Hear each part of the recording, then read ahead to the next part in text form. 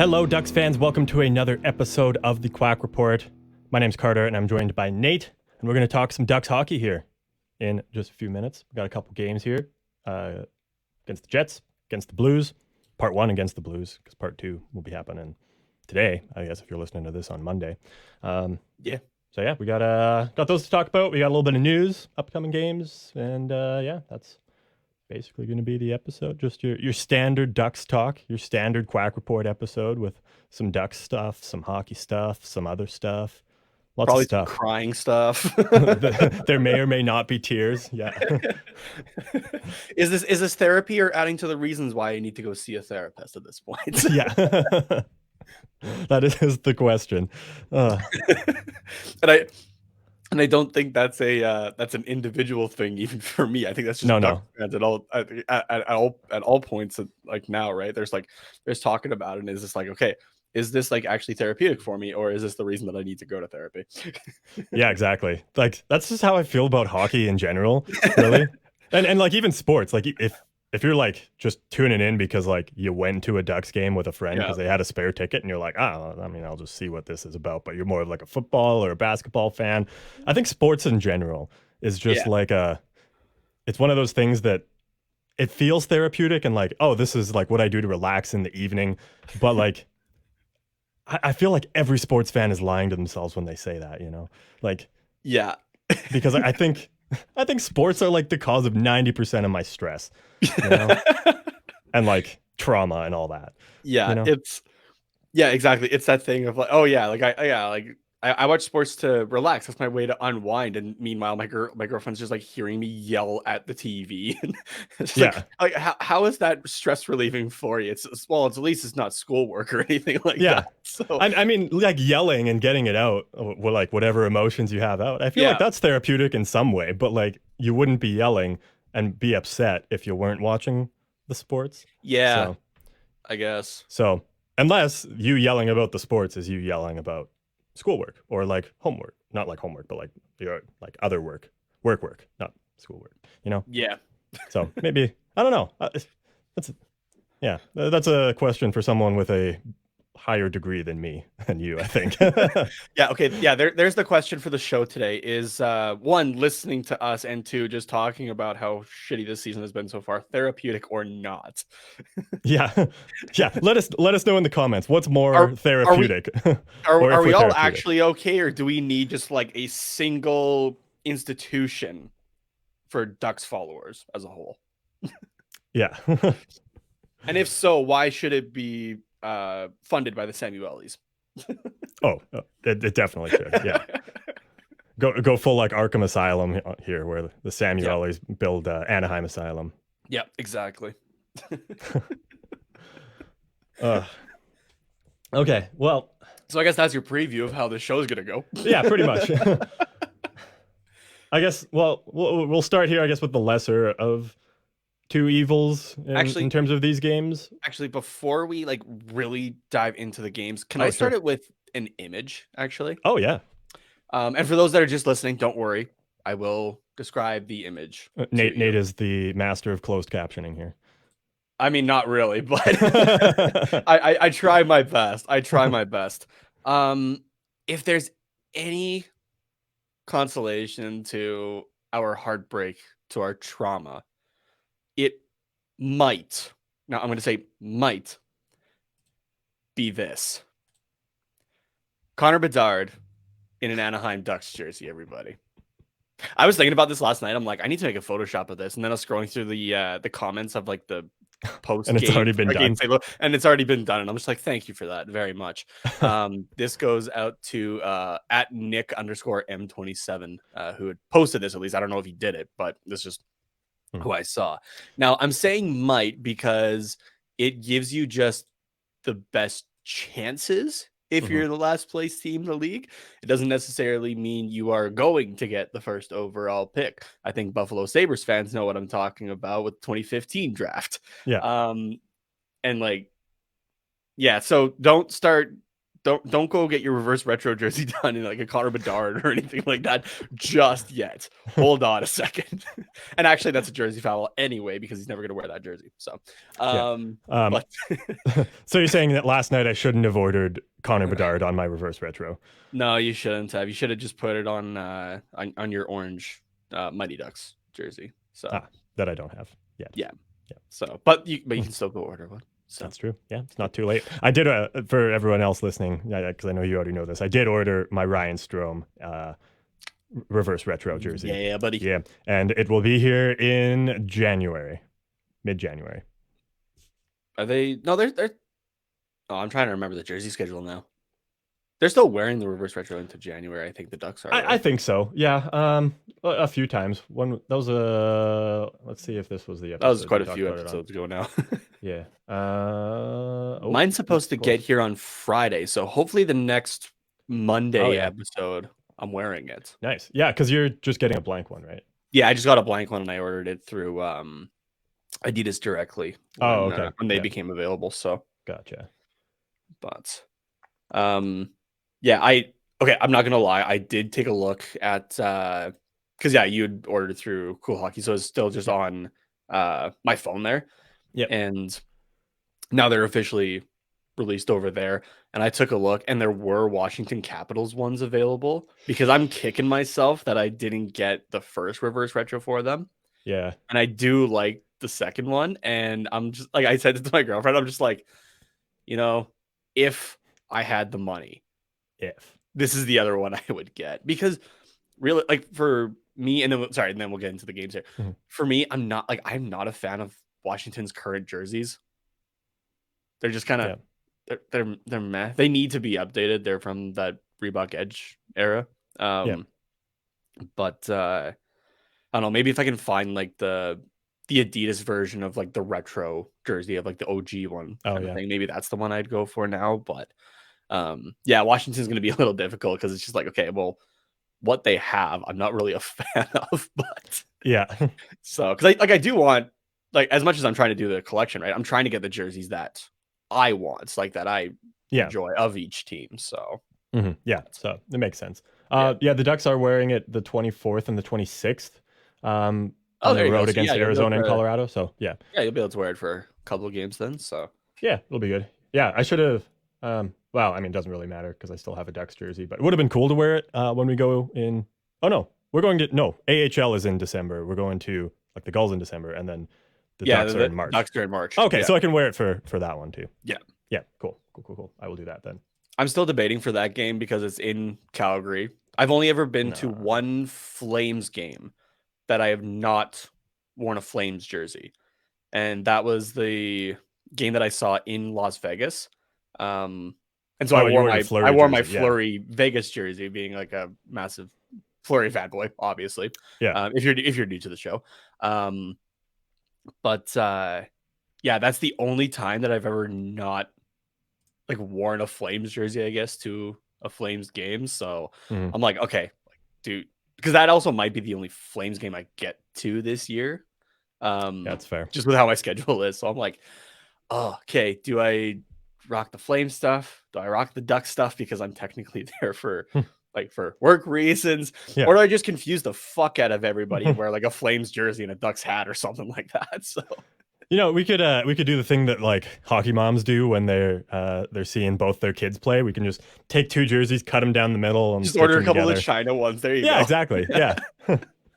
I think that would be the one reason I would get like China jerseys again. Is just to cut them in half and sew them together. Yeah. What would you do with the other half though? Because then, like the other halves. Yeah, I make an opposite other way jersey to, I don't know. Yeah.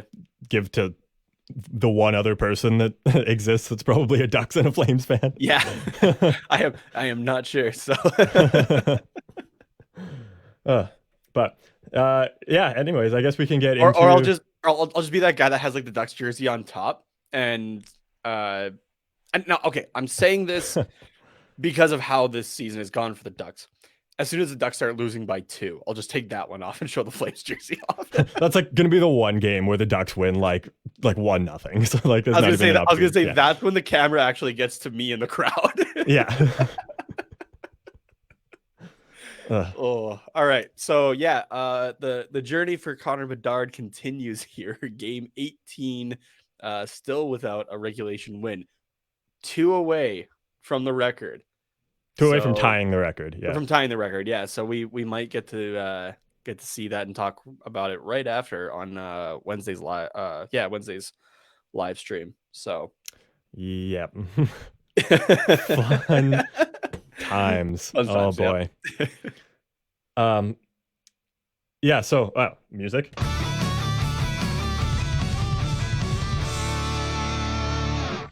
3-2 loss to the Jets. Not in overtime.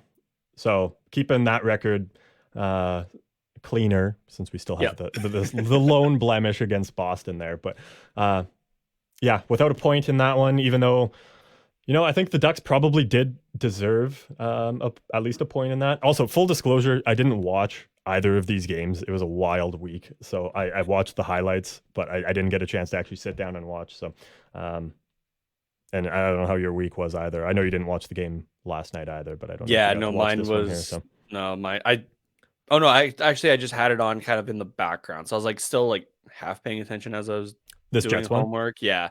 But then it was me trying to find like as many highlights as possible and like trying to keep up on Twitter as well, like going through stuff. Yeah. So that's kind of how I've been having to do it this week. But I think I still have enough of an idea of what happened. So without seeing like every single second. Yeah.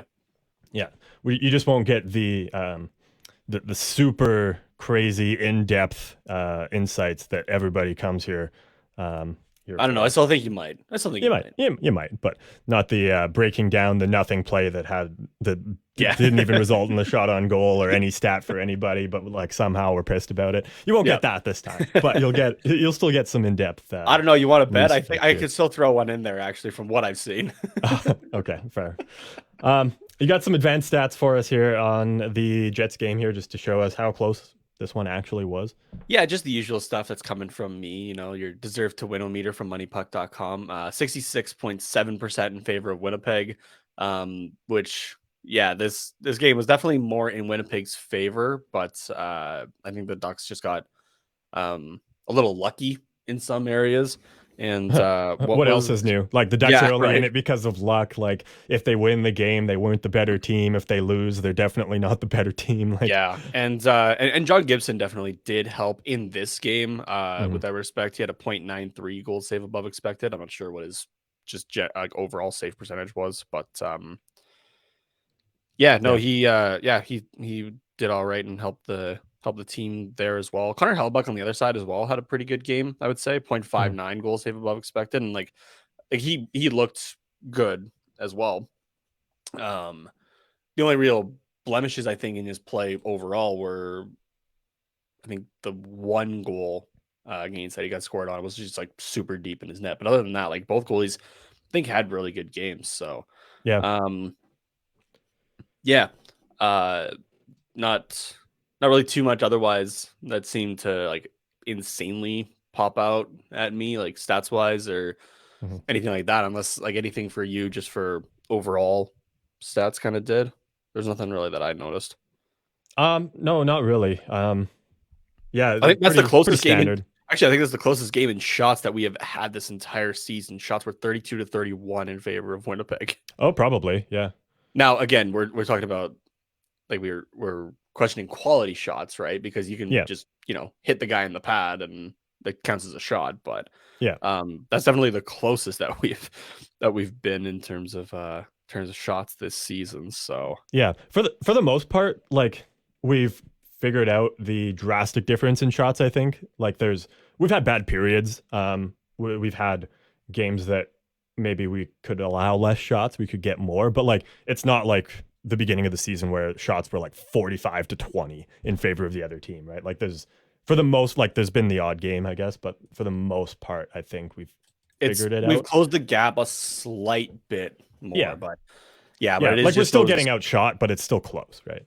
Yeah, it's still just taking a look at those quality Yeah, chances, of course. right? So, But I mean, when the team is playing overall as bad as it is, like yeah, you're not gonna like I'm not expecting a whole bunch of high quality chances. Like yeah. it's yeah, which sucks to say because I did have high expectations for this team, but like higher expectations for this Yeah, I was team. gonna say higher. Like we both had them Yeah. sitting in like the bottom 2, bottom 3 for this season Yeah, for but the like division. But yeah, we didn't predict this, that's for sure. So yeah, yeah, but anyways, it's yeah, overall it wasn't a bad game, this one. It's really sucks that we couldn't at least steal a point out of this one. And as we talked about last time, like if we can get this to overtime, like we're looking good. We're winning this game. So yeah. like if The odds are in our favor. yeah, if this game does go to overtime, like maybe we do just get the 2 points. I don't know. Yeah, you never know. So, um, let's sort of another bright spot there. Henrique, Zegers, Terry. I know we've talked about them before, and that like, oh yeah, they're looking good, but like they are still looking good. And this is where I'm really happy that we're not fucking around with this line. But knowing how my luck is, I'm about to say this, and then Dallas Eakins is going to go, all right, let's change it up here, everybody. But yeah, that line is still looking pretty good. And there's one play in particular with two of these guys that I want to mention there, which is that tying goal to make it 2-2. The Zegras to Henrique, back to Zegras on the rush there. A little give and go. That was awesome. That was like a clinic on passing and creating space for yourself, I think. Oh, absolutely.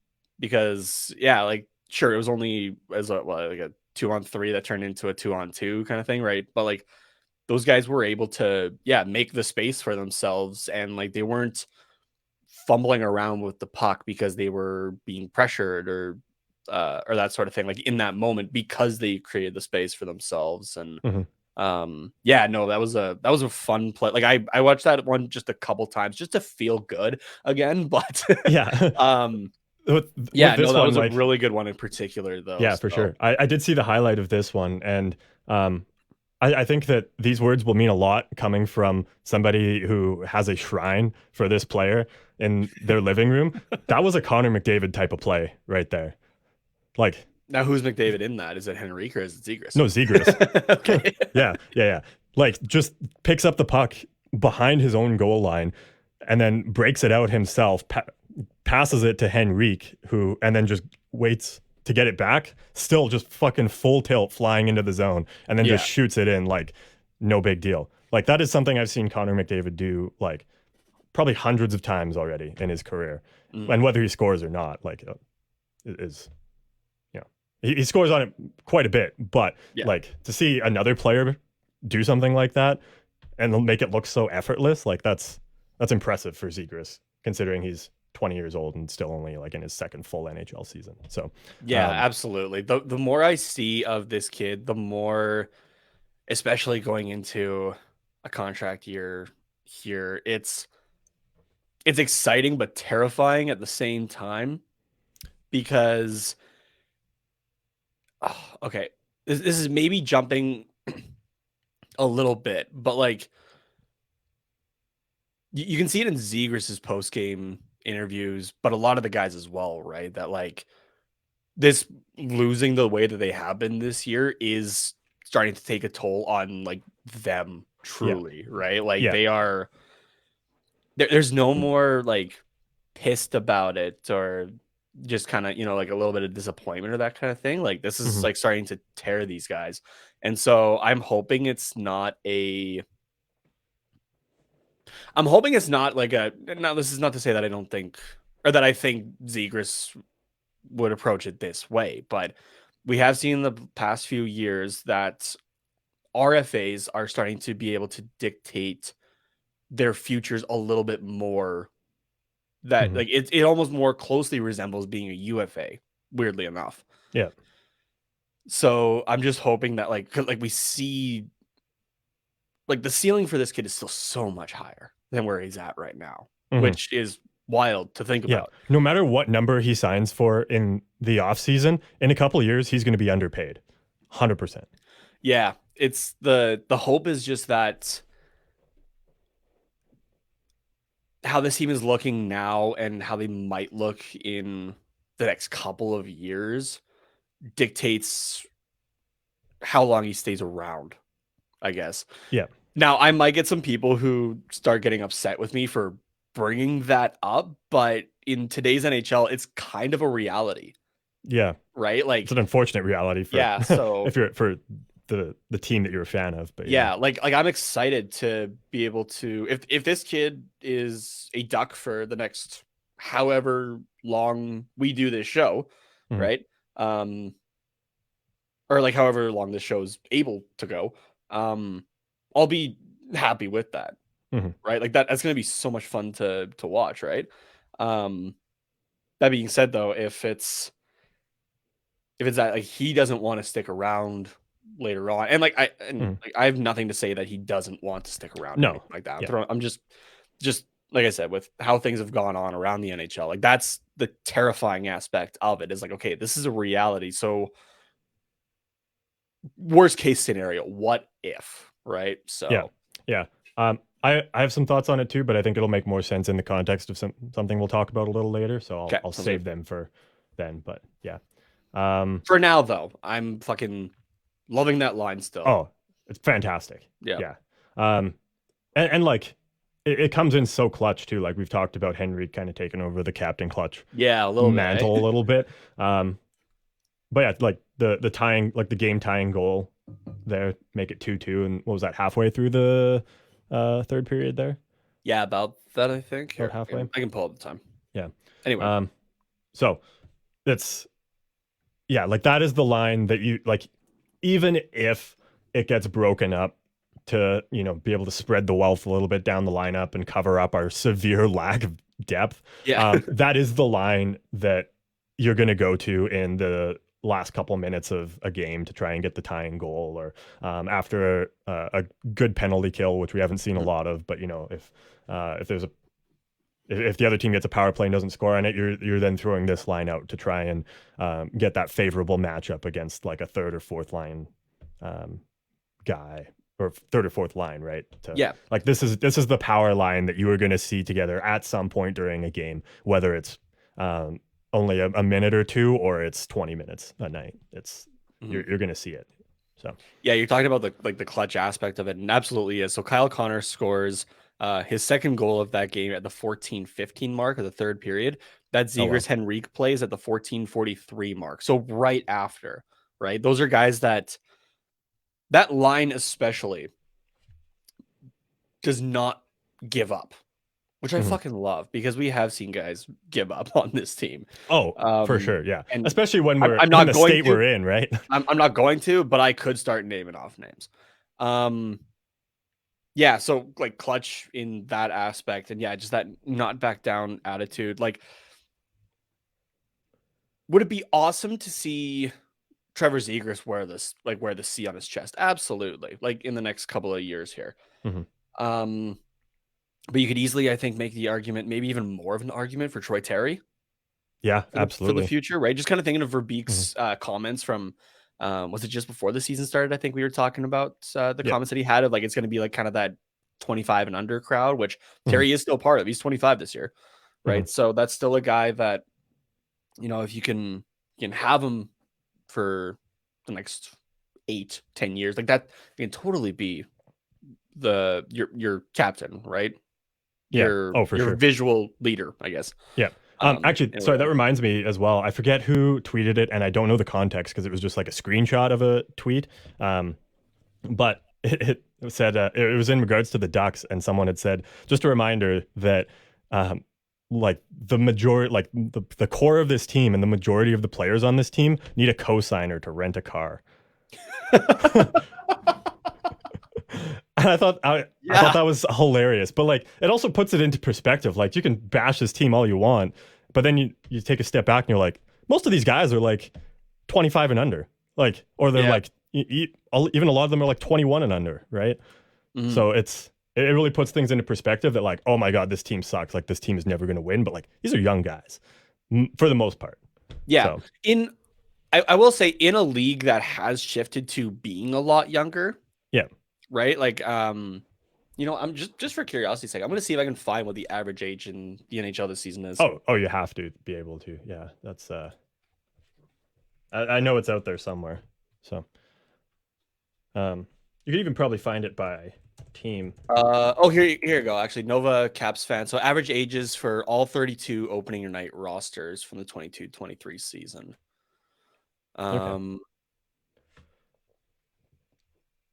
Okay. So for the opening night roster on October 10th, the Ducks average age is 26.5 years. Okay. To compare that, the Buffalo Sabres are the youngest team at 25.4. Okay. So yeah, so here the youngest teams will go like between Buffalo and Anaheim because and it makes sense. These are the teams that are retooling or the rebuilding, right? Yeah. Buffalo 25.4, Vancouver 25.6, Columbus 25.7, Arizona 25.7, New Jersey 25.8, Detroit 25.8, Montreal 26.2, the Rangers 26.4. Oh damn. Which that's like the one outlier here out of all of them. Yeah. And the Ducks then at 26.5, and then because they're tied as well, the Ottawa Senators at 26.5. Okay. Yeah. Yeah. So that's yeah. No, it's a young team, and it makes a lot of sense then when you see it. So yeah. So there actually it's I didn't scroll far enough. The average age on opening night rosters, the average age for the league, 27.29. So yeah, 27 years old is the average. Just for perspective, who's the oldest average age? Actually, I want you to guess it. I want you to guess the top three. Top three. Pittsburgh. Okay. It doesn't have to be in a particular order. Yeah. Just who are the top three oldest teams? I want to say Washington. They got Washington has quite a few young guys, so I feel like they might be more in the middle. Vegas. Okay. And Toronto's pretty young. Islanders? No. I feel like Calgary doesn't have a lot of young players on their opening night roster. So I'm going to go Pittsburgh, Calgary, and do I want to go Washington or Vegas? I'm going to say Vegas. Pittsburgh, Calgary, Vegas. Should have gone Washington. Really? Yeah. So your third oldest average team, Tampa Bay Lightning, 29.3 years old. Yeah.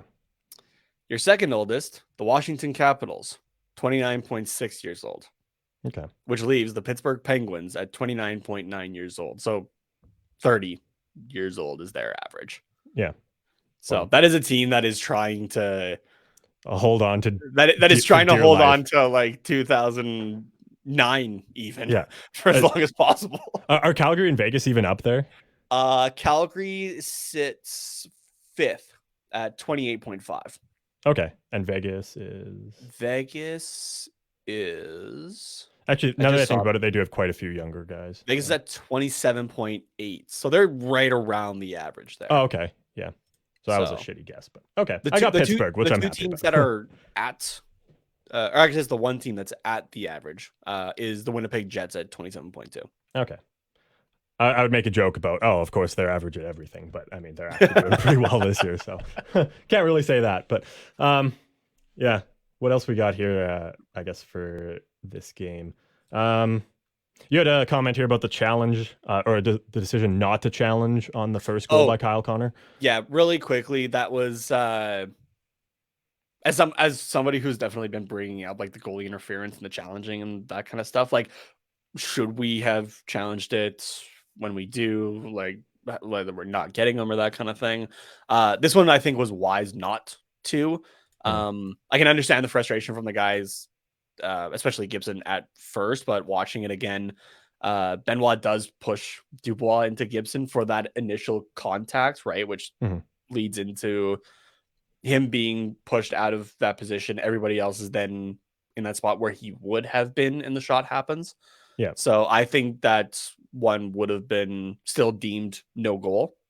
I mean, you never know, but but that's the thing though. yeah, Maybe he should have anyway, because we've had a bunch that should have been goaltender interference that was not. So you know what? You're already the most penalized team at this point. Just fucking add to it. just embrace it. Yeah, Just go for it, right? yeah. Because nobody knows at this point, even in the NHL. I want to pull up. I'm going to pull it up really quickly here. There's a buddy of ours that we've mentioned on the show a couple times, Adam. He was watching the Edmonton Vegas game last night, and he had put out a tweet, and I was just checking it. I was just like checking my Twitter in between periods at my work, and there's a tweet here that I want to pull up here, and just like my reply to it. So you might have some context to this. Oh no, you weren't watching the Edmonton game last night either. So anyway, he had said, how in the fuck is that not goalie interference? Carrier better eat some later for that. And I replied, I haven't even seen the play, but I can tell you the answer. Because the NHL. Yeah. Yeah. I don't think it was in the context of a goal. I think it was just like just in general, though, bowled over him. Yeah. But goalie interference, right? Nobody knows what the rule is, apparently. Yeah, so and then he had said, like, well, Carrier ran over Skinner and ended up in the back of the net. He wasn't pushed or tripped. So yeah, that sounds like goaltender interference to me. Like I still haven't even seen the highlight. And I'm just like, yeah, that sounds like it to me. So and then I found, I think, like the perfect gif of Maple Leafs GM Kyle Dubas just going, officiating. So I need to save that one for the future. Oh yeah, sure. So. Yeah, absolutely. But now we can, I guess, now that we've talked about the first goal by Kyle Connor, we can talk about the second and third goal by Kyle Connor. Yeah, unintentionally, I put that in the outline, didn't I? Okay, so the second and third goal I have in here, like, I feel like I wouldn't talk about them otherwise, unless there was like something drastic on like a singular goal or whatever. The thing that I noticed, though, why I put this here, the second and third goals were the exact same goal. And it was, okay, I want everybody close your eyes and you're just going to visualize this with me. All right. Okay. The puck comes down low behind the net or like right around the goal line, but like not, it's like, it's kind of around the goal, but it's not so far in front of it. Which brings 3 Ducks players down there. Brings your 2 defensemen and it brings your center. Right? But they are very low to the goal line and not overly around the net itself. That's already a little bit of a problem. And then you have your other 2 Ducks that are way up at the top trying to cover the defenseman there at the point, which leaves this massive strip between the 2 circles that's just wide open. And Kyle Connor just has that video from a few years ago playing in his head. That's just it's free real estate. And he just goes from Gibson's left to right, skates through, grabs a puck, shoots it in. No challenge whatsoever. Does that the first time in the second period there. Or at the start of the third. Yeah. And you know what? It happens. Defensive lapses. Yeah. They happen from time to time. Whatever. You learn from them. You fix them for the next time, right? Yeah. Sorry, I guess not the start of the third. That was at the 14-15 mark of the third period there. Yeah.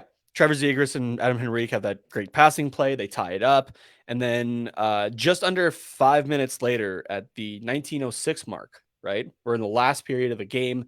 Ducks are trying to push for overtime. I'll say that, not even for the go-ahead goal. They're pushing for overtime because that's when they seem to play their best for some reason. They're pushing for that. And same thing. Puck comes down really low. 3 Ducks defenders by the line, not so much around the net. 2 guys at the top. Kyle Connor looks around again and he goes, hey, it's free real estate still open. Might as well double dip. Yeah. Goes through, Gibson's left to right, grabs the puck, shoots it, scores to give Winnipeg the 3-2 lead with less than a minute left. So not learning from your mistakes. Not learning from your mistakes. Yeah. Kyle Connor learned that, hey, there's free real estate here, but Yeah. and I think a lot of other teams might, or I'm sure have taken a look at that. And Oh, absolutely. That is that is a video coach's wet dream right there. They come across that and they're like, they go to their coach and they're like, oh boy, give me $100 bonus right now because I got some fucking juicy shit for you. Look at this. Like I know this is not the first time that, say, this type of play has happened to the Ducks this season. No. It's just more prevalent to me that one guy did it within like 5 minutes. The exact same play. So I'm like, okay. That's a problem. Like I watched it and I was like I was like watching the like the highlights again on YouTube, and I was like, wait a second, that's the, and like I double checked that like I didn't happen to like accidentally press a button and go back. Yeah. This is the exact same play. Yeah, you're like, I've seen this before. Yeah, exactly. So, no, and I'm sure John Gibson's thinking the exact same thing there. He's like, I just saw this 5 minutes ago, you guys. Yeah, like we're kind of joking about it, and I mean, it's really not like the biggest deal. Like these things happen, but it is a problem if teams now figure out that this is something they can exploit. Like they're just whoever the winger is, that's like a top winger, they're waiting until they see 3 Ducks go down to the line, and then they're going right into the slot. And the guy that gets the puck behind the net is going to be just waiting for the 3 Ducks to pressure him. Yeah, and then he's going to feed the easiest pass into the slot. He's not even going to look. He's just literally going to like throw it in the general area of the slot. And then Gibson shits his pants, and then it's in the back of the net. And if I'm not mistaken, I believe one of Buchnevic's goal in the St. Louis game coming up here was the exact same thing as well. Probably. And that's just off the top of my head. And I'm sure this has happened more times. Just can't recall them offhand. Yeah, but it's a problem now. So yeah. So, but okay. Yeah. So that was. I was just kind of I hope everybody enjoyed that visual experience with me. That mental visual experience with me. Yeah, so. I just hope that if people were listening to this while they were driving, they didn't close their eyes. But yeah, if they were in the safety and comfort of their own home, wrapped up in their Trevor Zegras sweater and their Ducks blanket. Really random, just because you reminded me of it with closing your eyes while driving. Apparently, when I've been fortunate enough that I've never been in a car accident, knock on wood. Yeah. But it's something I had read was like that most of the time, if you're in an accident, like even the fatal ones, your car radio won't stop. Actually, it's something I read. I'm not sure if it is true, but the whole thing was just kind of like, oh, make sure you're It was kind of like what song do you like not want somebody to like be hearing as they're like looking at your fatal crash site, basically. And I'm just like, okay, now, like, horrifyingly, if somebody were to get into an accident and they just have us two playing through their car, I was like, oh man, I'm sorry for that person. Yeah. How do you come up with this shit, man? I don't know. You had one other point here about the pairing of Benoit and Klingberg for, I mean, not just this game in particular. Yeah. It's more of an in general, but it was quite the liability in this one. Yeah, so I can pull it up as well for the St. Louis game, I guess. They didn't play as much in that one, which is kind of a good thing. Kind of. But, yeah, so I said that, like, and again, I know our defense especially is depleted, and the system or lack of that they're trying to play around does not help the situation whatsoever. Yeah. However, I'm not the Benoit Klingberg thing is not working at all or anymore. Yeah. So the last 3 games, they're on ice expected goals against. So okay, sorry. Do you want me to start from Winnipeg, or do you want me to go 3 games back and lead up to Winnipeg? Yeah, let's go back and then lead up to it. Yeah. So just looking at the last 3 games of this pairing, their expected goals against Chicago 0.675, which you might go, oh, that doesn't sound horrible. Basically, if you hit over 1 on that, you're not having a good time. Yeah. So if you're closer to 1 than not, It's not a great game. So yeah, 0.675 to the expected. They had one actual with 11 attempts against in just over 15 minutes. Not great, especially for a team that's also not in a playoff spot right now in Chicago. Yeah. As far as I can remember offhand. Yeah. At least at the time they were just sitting outside. Yeah. Go to the Detroit game where they played a lot less minutes, 929. But they had a 0.339 goals expected with one actual and 11 attempts against. So more than an attempt against per minute of play. And this is all 5-on-5 numbers as well. Just keep that in mind. Yeah. And then you get into the Winnipeg game where they played 1731 as a pairing on 5-on-5. A 1.479 expected goals against with one actual on 18 attempts. So like, yeah, just that alone is like, okay, that's not really working. Maybe you try something else here. Yeah, when you're seeing that over the 3 games, it looks bad. Like, okay, you give up 1 goal when you should have not given up a goal in 1 game. Okay, it happens. That's how stats work. But when you see that consistent pattern, that's when it's a problem. So I did want to compare it, though, to the rest of the league. Because I'm like, okay, you know what? It might just be on this team. It definitely doesn't look great. Yeah. So first I did compare it to the Ducks, though. And so this pairing as a whole of Benoit and Klingberg have played, I think it's like 62.5 minutes. So they've played like just over a full game worth together, right? Yeah.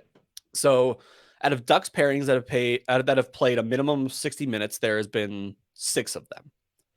And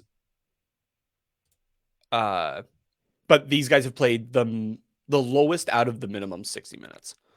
And they are still third worst for goals against per 60 at 3.85. Oof. So just to maybe simplify it, maybe for some people, if you were to have these guys, imagine you're playing NHL 23, 22. If you didn't buy 23 like me yet so far, I'm still like iffy if I want to get it with Black Friday even. You've turned off the fatigue effect and you just have Benoit and Klingberg out there the entire time. You're expecting 4 goals against with them on the ice at this point. Yeah. So not great. But then, like I said, I wanted to compare a little bit with the rest of the league. I was like, you know what? Maybe I'm being a little too hard on them. Yeah, it's not looking great. So the lowest you could do was minimum 10 minutes as a pairing for the season. In the entire league, there have been 428 defensive pairings that have played a minimum of 10 minutes this season. That's a fair amount, right? Considering for sure. 32 teams and you got 6, maybe 7 defensemen in a game. Yeah. And out of the 428 pairs, they are the 136th worst pairing in attempts against in the league.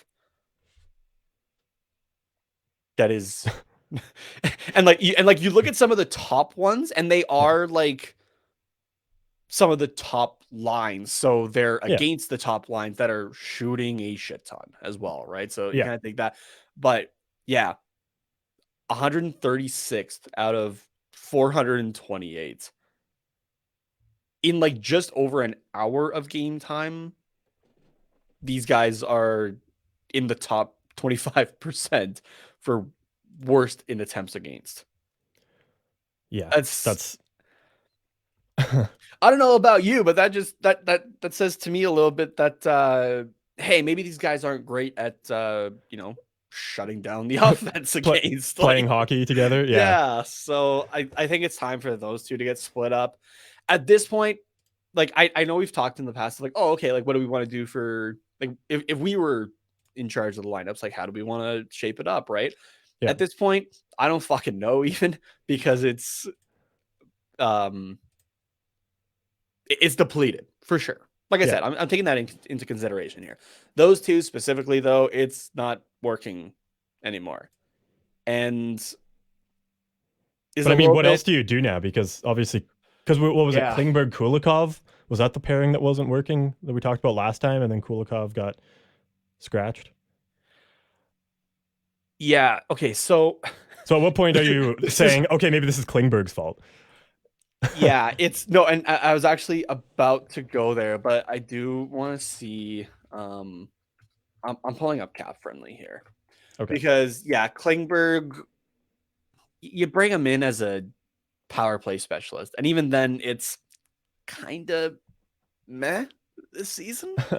I mean, I know the power play has been meh, but when you're I have something about that next game, quarterback, so don't get quite into that too yeah, much. But yeah, it's been like not great. like when your quarterback of your power play is meh, that's an issue. That is an issue, and it Yeah. honestly kind of makes me miss JB Drysdale because at this point I would be trying to put him in that spot, Mhm. and like that's like the one time where I'd be like, okay, trial by fire, here you go, right? Because Yeah. it's not working for Klingberg anymore, which right now kind of sucks because sure, teams are maybe looking at it. Oh yeah, he's on the Anaheim Ducks, but this is supposed to be our potential big trade bait going up to the deadline for like Yeah. high picks and prospects and whatnot. Mhm. It's not looking good. The other guy I saw, I think somebody on Reddit, I forget the user, sorry, but had made a case for Gibson still being the biggest trade bait at this point. And Yeah. even then, it's actually people in the comments had similar to discussion I was having with somebody as well. I think I brought it up on the show. They had said like, "Oh, get like do like Gibson to New Jersey." I guess, Mhm. mind you, that was very in the early stages of the now 12 game winning streak by the New Jersey Devils. What the fuck? Yeah, it's fucking insane. But yeah, like my thing there was just like again, he's on the Ducks. They're definitely not playing great in front of him, but he at times hasn't really helped himself either. Yeah. And which I guess that maybe leads a little bit into the next game. But yeah, you're not going to get the value that you're wanting out of him. Like, Mhm. unfortunately for us, and I swear to God, Pat Verbeek, if you do any of this, the highest value guys we have for trades right now or leading up to the deadline, which I know is still not until February, but at this point we're 2.5 months, kind of Yeah. 2.5, 3 months away from it. Yeah. So it's those young guys though, of like a Terry Azigras, a Drysdale, even injured. I think Drysdale still has more value for a trade like today than John Klingberg, which yikes.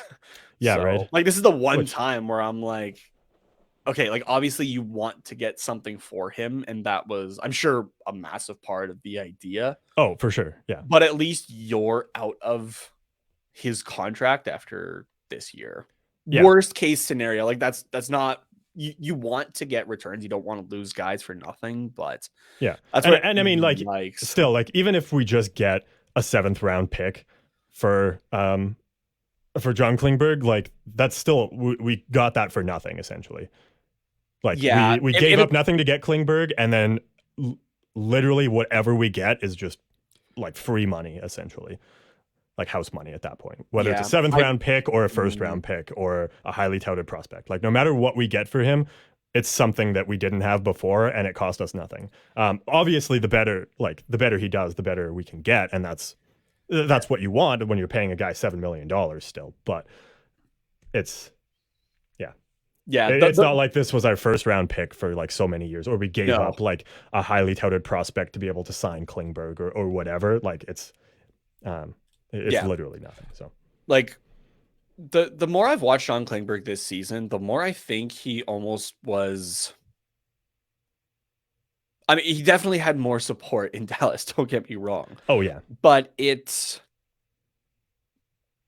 How do I trying to say he was like a product of a already good bit, power play? Like a little bit, yeah. I think so. Yeah, I mean, you could make the argument because Klingberg was essentially touted as the guy that can fix any power play in the offseason, which may have been a little bit of a something that was blown out of proportion by the media, right? But like, if Yeah. you're coming on to the Anaheim Ducks power play and you're touted as like a power play specialist, and you can't even do that, you can't even get like one goal, When you're touted at hardly. the Like, actually, no, you're right. He doesn't have a single goal on the power play, and he has yeah. 3 power play points, and that's out Sorry, of his what I 8 was total points. yeah, what I was getting at is like generate a goal. Like he Yeah. barely has generated any goals on No. these power plays. Evidently 3 of them in 18 games. So Yeah. that doesn't look good when you're a power play specialist. Like that number should be you should have 18 points on the power play if you're a power play specialist over 18 games. Yeah. I think. Now, Kulikov, I know I've talked about him a little bit before, and I'm still not the biggest fan of him, but I know it's the role that he's kind of gotten put into right now.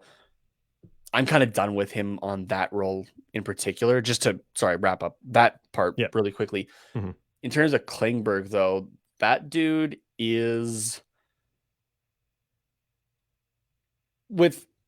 We've talked about plus minus before, how you don't really look at it until something feels obvious almost about it. Yeah.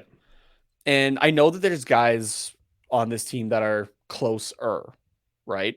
Mm-hmm. And you would expect that with the negative goal differential that we have as a team overall, right? Mm-hmm. But yeah, Klingberg's supposed to be this top guy even defensively, right? Like forget the power play alone, defensively, and he's a negative 10 on the season right now. Yeah, that's and we're not even good. at the quarter way of the season yet. Like this could get a lot worse. Like yeah. So it just like, am I surprised by it? No, Yeah. but like it shouldn't be that bad. No, It shouldn't be. I think we saw a couple cases of like this year of guys like pushing themselves out of the market with their asking price, right? And a lot of people definitely question that for John Klingberg. When he signed a 1-year deal at sure the dollar amount that he was maybe looking for, but there's no term to it, right? Yeah. You can even make the argument there with Sonny Milano, right?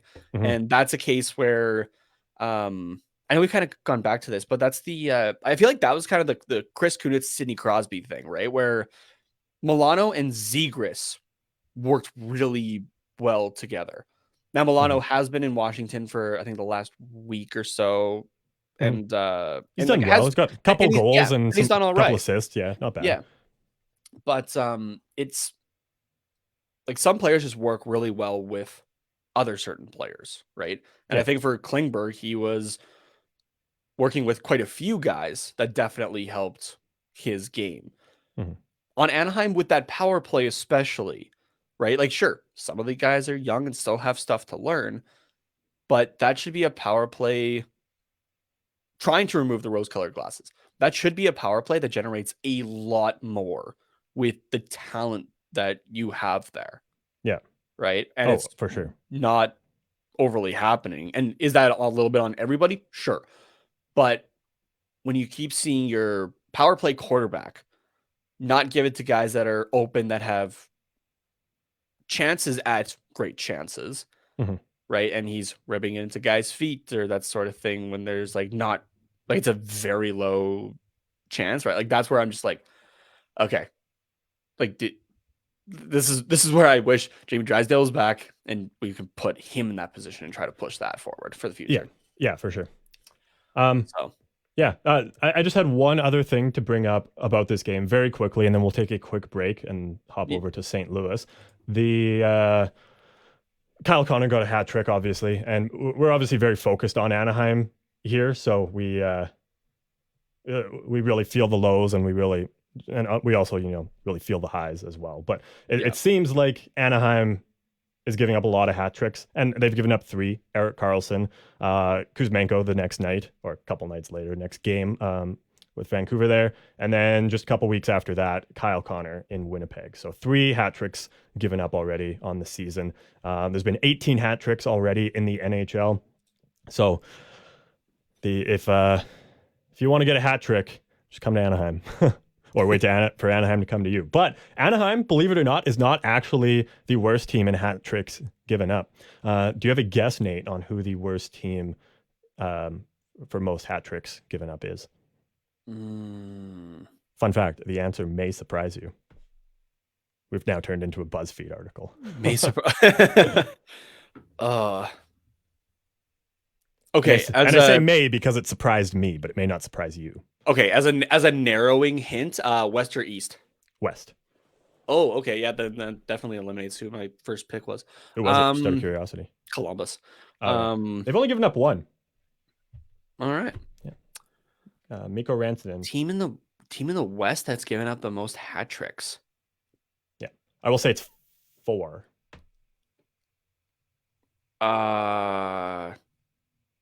Sorry, I'm trying to visualize the teams, and I'm like, no. Oh yeah, no, that's okay. all good. Actually, no, the visualization isn't working. I need to look at the standings really quickly. Okay. You know what? While you do that, let's take a quick break, and the answer will be on the other side of that. Oh, we're pulling that shit? All right. Yeah, we are. Making you wait. Good old daytime television trick there. Okay, see you guys in 60 seconds. Hockey fans, light the lamp this winter with DraftKings Sportsbook, an official sports betting partner of the NHL. New customers can bet just $5 pre-game money line on any NHL team to win their game and get $150 in free bets if they do. If that wasn't enough excitement, you can turn small bets into bigger payouts with same-game parlays. Combine multiple bets like which team will win, how many goals will be scored, and more for your shot at an even bigger payout. Download the DraftKings Sportsbook app now. Use promo code THPN, bet $5 on any NHL team to win their game, and get $150 in free bets if they do. Only at DraftKings Sportsbook with code THPN. Minimum age and eligibility restrictions apply. See show notes for details.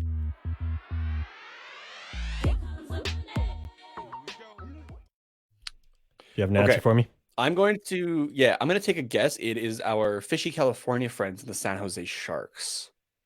It is not. They have not given up a hat trick this season. Actually, no, now that I think, as soon as I said it, I'm like, no, wait, James Reimer's actually been not that horrible. Okay, I have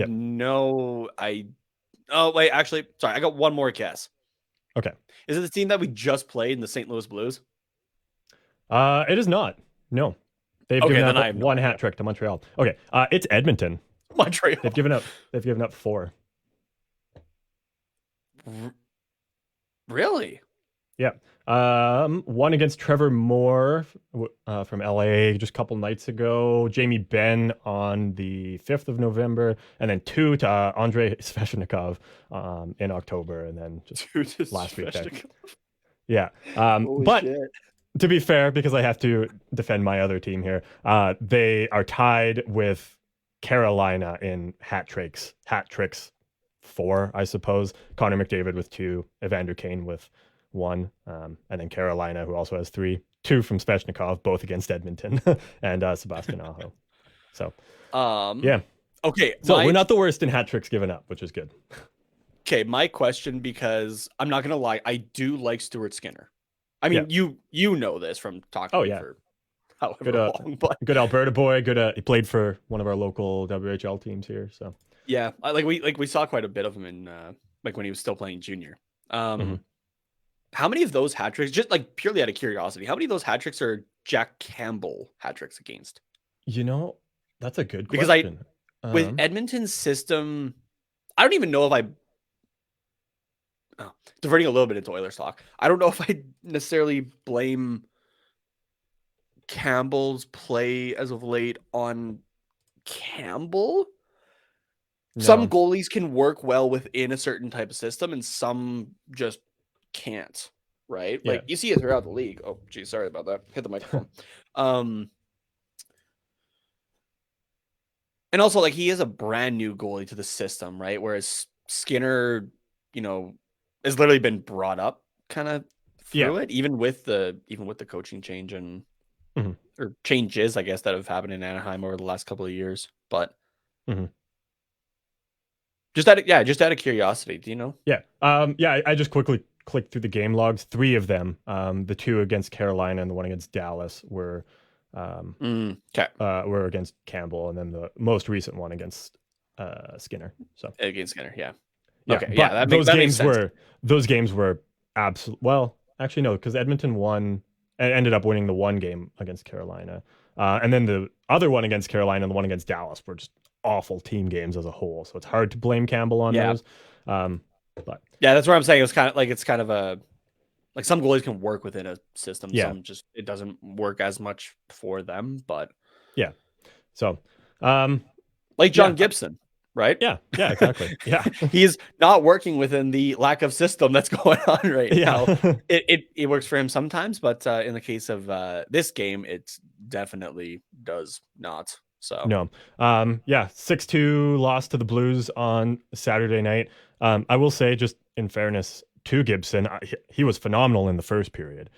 What were the shots? 16-5 were the final shots in the first period there, and no goals allowed. Or wait, I could be wrong about that. Yeah, no, there was 2 in the first period. Oh, there was. Yes. Okay. But I mean, he made some great saves, and like obviously he wasn't really getting much help from anybody else if that was the shot differential there. So he wasn't. Yeah, Gibson in 39-36 of time on ice. Only played the first 2 periods again. Yeah, a 828 save percentage but this is where he also doesn't help himself sometimes. A negative 2.98 goal save above expected. Now, I was actually ready to defend Gibson a little bit more, I'll say, by saying this is why he needs to have a break. But then I was taking a look back. Right, Stallars played the game against Chicago. So this was only I think it was game 2 or game 3 after having a game, at least, break. So, okay, can't defend him there in that respect because I was ready for this is where he needs some rest, right? Because when he crashes hard. I mean, you should probably be doing 2 games Gibson, 1 game Stallars. So, and this was that third game, right? So that's ideal, but you got to remember maybe should have been a Stallars game, right? Yeah. Yeah. So that's I'm not. Yeah. I'm placing the blame on Eakins here. So I am defending Gibson a little bit, but so I'm gonna question Eakins a little bit more here, I guess, which is it could be its own segment on the show at this point. Jesus. Oh, for sure. So the last goal on Gibson is at the 11:16 mark. Like there's 11:16 left in the second period, and that's goal number 5 against.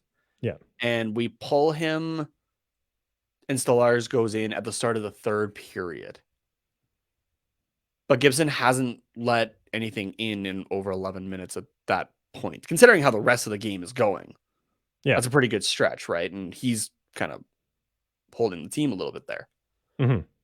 Yeah. So why not leave him in, right? So it makes sense to me if maybe during that time he tweets something or just like something suddenly didn't feel good. And okay, Stoli, you got to head in. Otherwise, I'm wondering, why are you letting him finish over half a period? Then going to the locker room and going, okay, Stoli, now you can go in. Yeah. I know we're not privy to the locker room or anything like that, especially like in periods, unless there's a camera in there that we're getting footage after the fact, right? But like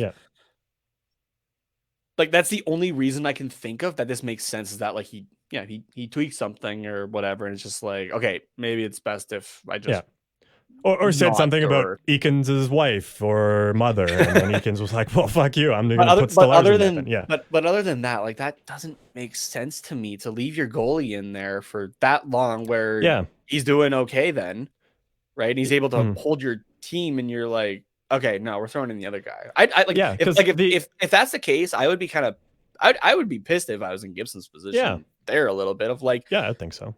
Yeah. So like, it's like, okay, I know the start of the game wasn't great, but I haven't really had a whole lot of help in front of me either. Like even as a mercy pull, right? You do it after that 5th goal or even the TV timeout. Yeah, right. To give Stallars a little bit more time to work up, to warm up or whatever, right? Because the next TV timeout would have been like around the 10-minute mark there. Yeah, right? Exactly. So it's weird. Like I don't if the other times we have seen Stallars go in relief of John Gibson this season, Gibson has let in his last goal with like say within the last 5 minutes of the period, right? Yeah. So at that point it makes sense. You don't really question that. But when it's 11 minutes, you either make the decision, okay, we're putting Stallars in for the last 11 minutes of this period plus the third. And So yeah, it's just weird. It's just really weird Yeah. that that decision wasn't made. It's like he had to do a pros and cons list, and it took him the rest of the period to do that. So I don't know. It's yeah, unless something happened in the intermission, or some more info was given to the bench during the intermission, or something happened in the Yeah. last couple minutes of the period. Yeah, I don't know. It's Like that's the only way it makes sense to me. yeah, and Okay. it's not even like the back end of, or like the first half of a back to back, because then it would make sense. It's like, okay, Yeah. well, let's see what happens, and then okay, well, we're already out of this game. Let's put Stellars in, and so that we can Yeah. play Gibson again in the second half of the back to back or something, right? Yeah. I don't know. So It's just okay. weird. So actually, that kind of leads into my question. So we are playing St. Louis again on Monday. I guess like when this episode drops, right? So there's no other games in between. It's you're playing a back to back situation, but with a day break Yeah, essentially. basically. And against the same team. Um, do you start your opinion? Do you start Stellars on Monday, or like not to say abandon ship, but like that was rough. Like both Yeah. Gibson's play to start like the first half of the game and just the team play overall. Do you start Stellars on Monday, or do you go back to Gibson to like as a bit of a vote of confidence? Like, Mhm. like normally this is where I feel like I have an answer, like especially like being a goalie and having been in this type of situation before. But this is the one Yeah. case where I'm like, I actually don't know because like I can give you the pros and cons of both sides. Yeah. No, I This agree is where I'm like, with you I'm here. Yeah, actually kind of it's torn here. tough. I don't know what you do. Shots were 13-5 in favor of Anaheim in the third period. Stellars let in one goal, so one goal on 5 shots. I mean, it's tough when you're going in relief, right? Yeah, you're And headed then into so the third period, you're and going in cold, and then you're already not facing a lot of shots. We've talked about that before, so yeah, it's hard to just look at those numbers, especially in such a small sample size, right? But yeah, and given what we I'm have not even seen, looking at him to be honest with you. yeah. So given what we've seen earlier in the season when Stellars goes in net, we have a better chance because the team plays better in front of Stellars, and then likewise Stellars gives the team more of a chance. I want to say like he's just more of a calming presence, like just overall compared to Gibson, whereas the team plays like, oh, Gibson has this, and then he has to make the flashy saves, or he lets in, you know, Yeah, a bunch of goals because he's tired of making flashy saves, right? So it's the yeah, team just plays differently in front of Stellars, and I mhm. think especially when it's literally back to back against the same team in the same barn 2 days later, it's that game is still in the back of your mind. So if you're going in not changing anything, everybody's gonna consciously or subconsciously be expecting the same outcome. I think if you put Stellars in there, it kind of gives you a reset for how you perceive the game. It's like, okay, this is a new game. It doesn't matter what happened in this last one because we have a different guy Yeah, in net.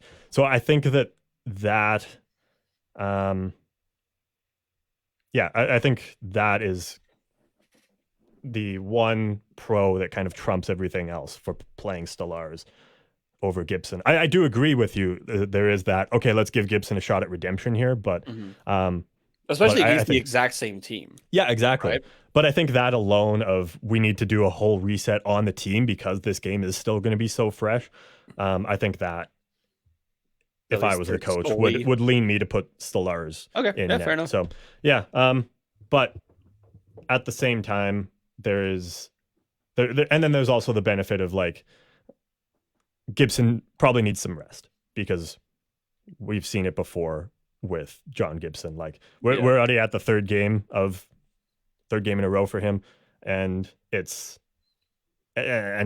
play was poor. So mhm. maybe 2 games is the limit. Like that's what I think, and I know that Dallas Eakins probably doesn't think that way.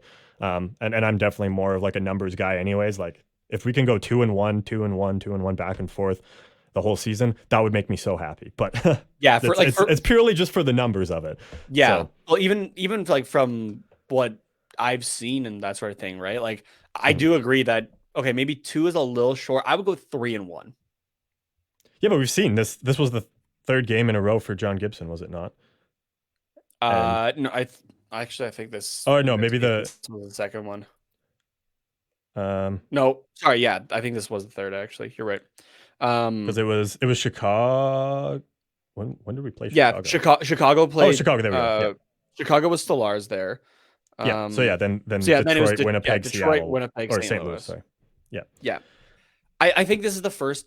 Off the top of my head, though, this is the first time that this has happened for Gibson this season. That it hasn't been like consecutive not great games, right? So that's Yeah, where maybe. I'm Yeah. a little hesitant on the 2-1 right now. I would be okay Yeah, with that's fair. 3-1 though, because I've been saying the entire time you have to play Stellaris more, right? Just Yeah. to for the benefit of John Gibson. And Yeah. I use this as example when when I've talked about it before, but it was quite a while ago, so I'll bring it up again. Remember when the Montreal Canadiens brought in Jake Allen and Mhm. they still paid him like I think it was like $4 million still he was getting paid or something like that at the Yeah. time. And everyone went, that is a shit ton of money for your backup goalie. However, think of it this way. You are investing in your starting goalie, right? So in that case, Mhm. they are investing the $4 million of Jake Allen into Carey Price, right? Now, Mhm. is John Gibson Carey Price? No, not quite.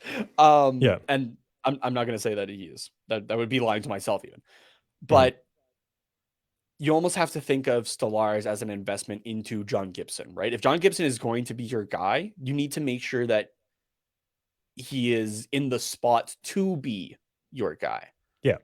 right? It's So, essentially the equivalent of buying John Gibson a time machine so that he can rest for exactly 3 days yeah, between every single game, or or whatever, right? So that he could yeah. freeze time and then make it so that he can play in 82 games. Stellaris is essentially the next best thing for a time machine to give John Gibson rest in between stretches of games. Yeah, and and I'll bring up an example here. Actually, I can bring up a couple examples here that we both understand. People, I'm Mhm. sure, might get sick of the Calgary and Edmonton stuff, but like those are just the ones that come to mind, I guess, right away with Yeah. where we are. Especially, we get a lot of Mhm. Edmonton Calgary coverage where we are here in Southern Alberta. Mhm. Um, Cam Talbot in the 2016-2017 season, what did he play? 72 games, I think it was. 70 something. Yeah. 71, Yeah, 72. Yeah. he played a Played a shit ton fuckload of of games. games, and I Basically think that's every game that wasn't in a back-to-back situation. Yeah. and I think that's honestly, I think that's going to be the last time that we ever see those type of numbers Oh, out of a for sure. goalie again. Yeah. Um, but I was even saying to you and Adam during that, right? I'm like, yes, he's playing great now, and he did play great even into the playoffs there, right? I was like, Mhm. but it will catch up to him at some point. And sure enough, it caught up to him that next season, right? And it Mhm. was just not great after that time because, like, yes, you have the time off in the summer and all that kind of thing, but you're still training and whatnot. Like everything does still take a toll on your body. Mhm. He also had kids that season too, so Yeah, eventually so that there's caught up to added him too. there, Yeah. and yeah, exactly.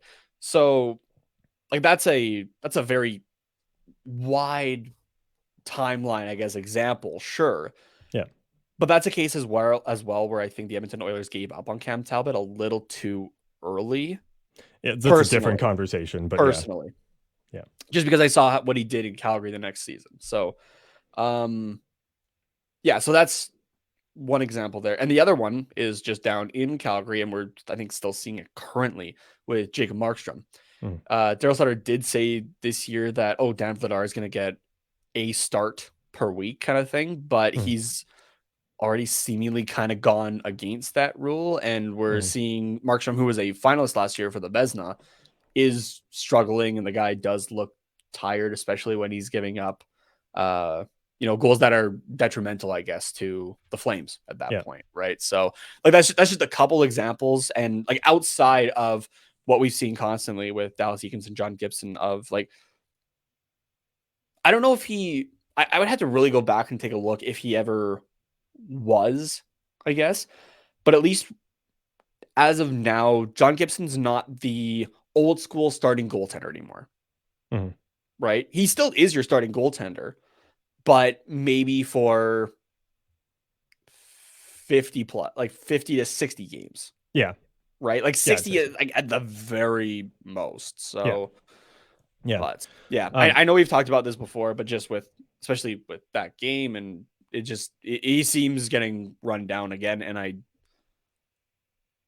he had picked up from like the deep place that he was. Mhm. Like what was it when I checked a few weeks ago, I think on Oh, it was rough. Wasn't it like his minus goal 8? above it. It was like -8 something, I think. So, yeah, it was around there, but here, let me. Where's this? Oh, okay, I have to pull it up on here. okay, sounds good. You had also wanted me to not scroll down the page as well to look at some advanced stats. When can I? Oh yeah, scroll down okay. the So page? here, sorry, I'll sorry. I guess we've already talked about the majority of the points, to be honest. Anyway, Yeah, we have. So in terms of this game, I guess we haven't done my favorite things with the deserve to win-o-meter and the expected goals, right? Yeah. Just off the top of your head, the deserve to win-o-meter is going in favor of who? Oh, St. Louis. No. Anaheim at 61.6%. What? Get fucked. No. What? Expected goals for this game, Anaheim 3.15, St. Louis 2.6. Wow. That is shocking. I'm assuming I'm frozen right now. You are. You're very frozen. Yeah. I guess as long as it allows me to keep talking here. Yeah. If you want to pop out for a second and come back in, does that usually fix it? Or? I can try. I think I would have to. Yeah, I might be able to here quick. Okay. Sounds good. I can just keep talking. That's no problem. Okay, sounds good. Give me 2 seconds here. Okay. And, it's just because your face is like like the frame that you're frozen on is so like it's weird. It's a weird one. I don't know if you can see it, but all right, give me 2 seconds. In the meantime, Carter will just tell you how surprising that is, and that's why I told him not to scroll down, because I wanted to see his reaction, but unfortunately the screen's frozen. So at least I heard it though. All right, give me 2 seconds here, and I will be right back. Yeah. Wow. 61.6%.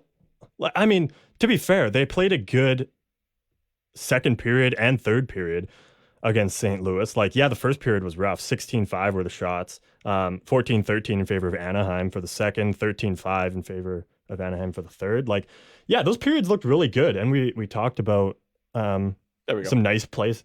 Perfect. There you are.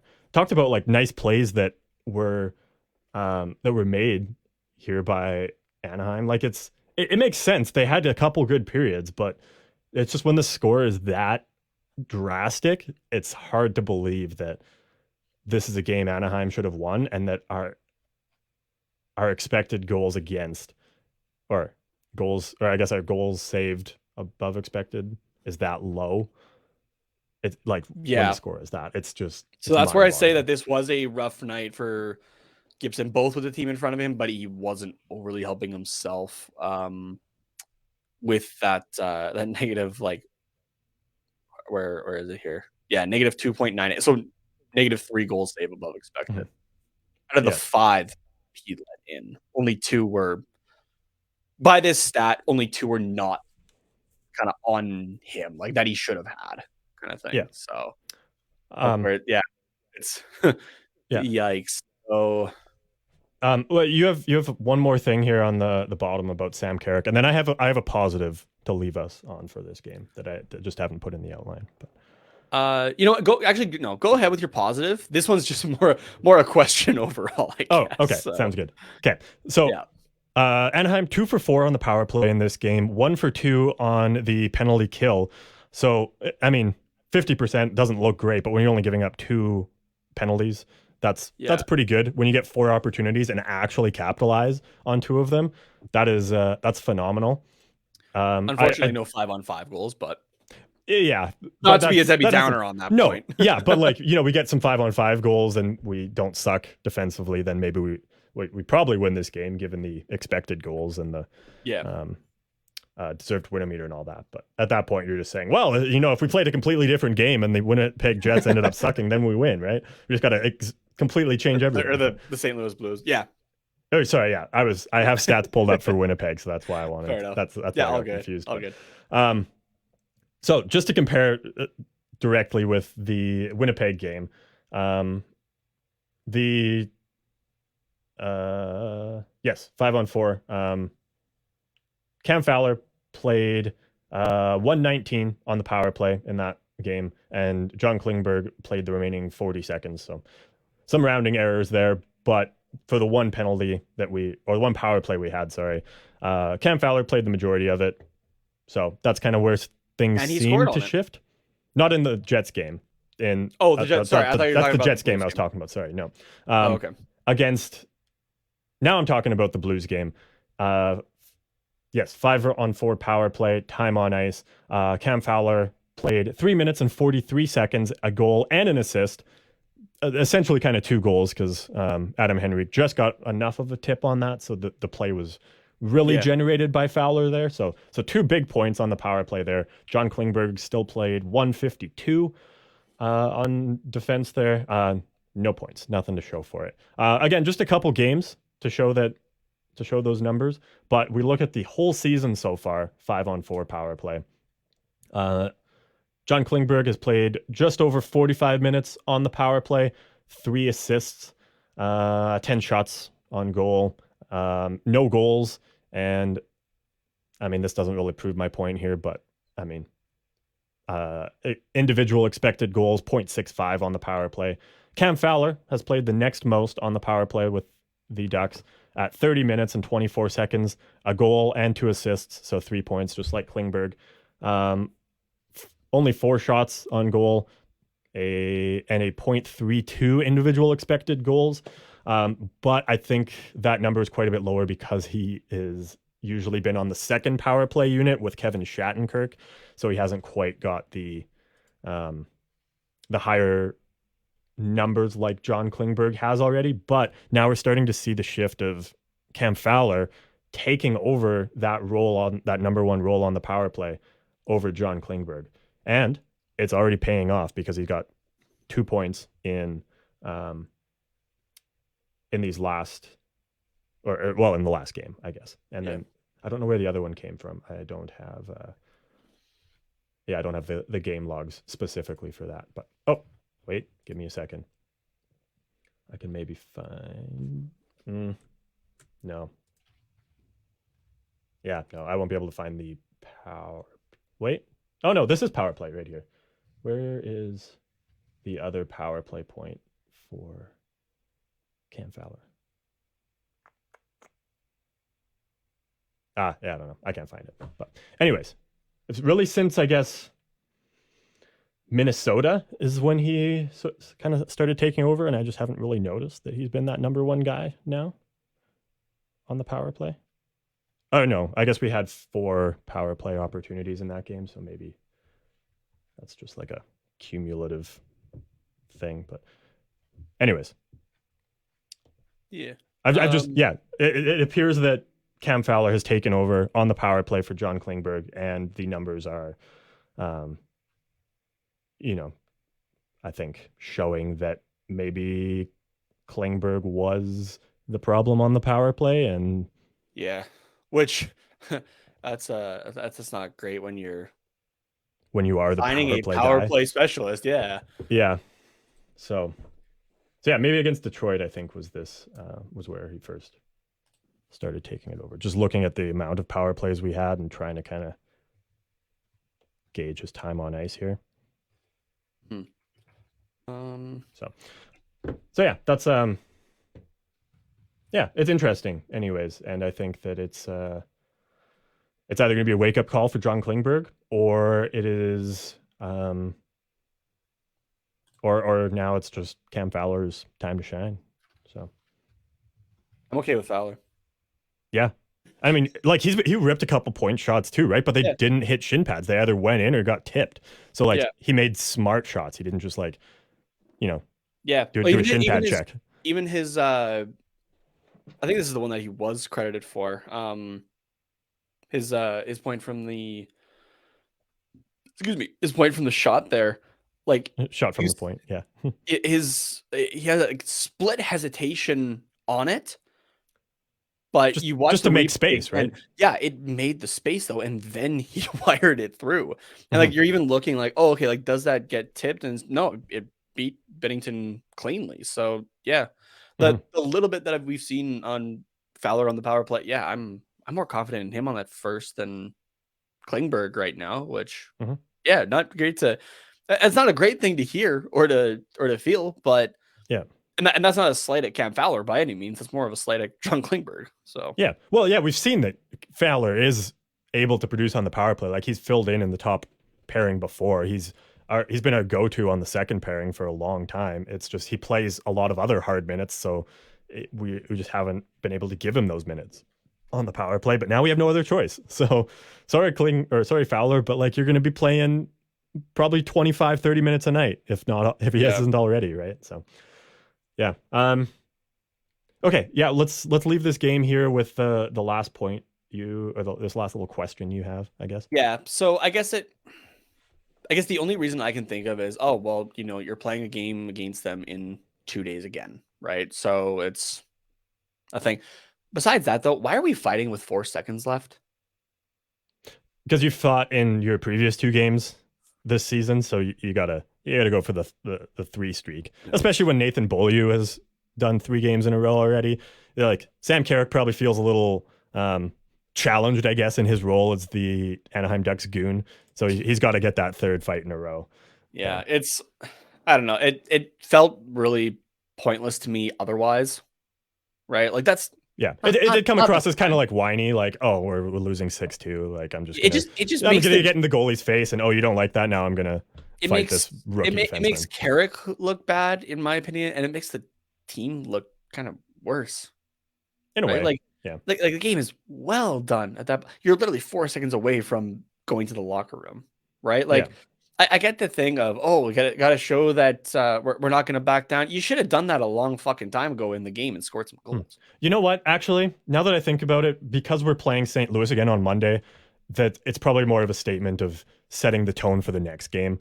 Like it's going to be physical. We're going to be hard to play against. You're not going to win 6-2 against us. Drop him in the first 5 minutes of the first game. I mean, he might. That's better, right? I wouldn't be surprised. You'll have the momentum at that point, right? Now you're waiting a day between games. You know what? I'm calling it right now. Sam Carrick is fighting Jordan Binnington in the first period of this game. Fuck, I would love it, because speaking of our boy Binnington, fuck him for smacking the shin pads of Carrick. Oh yeah, as both guys clearly have their gloves dropped. Yeah, what a fucking bitch. Yeah. It's the equivalent of the water bottle thing with Kadri in the playoffs last year. Like he's just such a whiny baby, and I fucking hate it.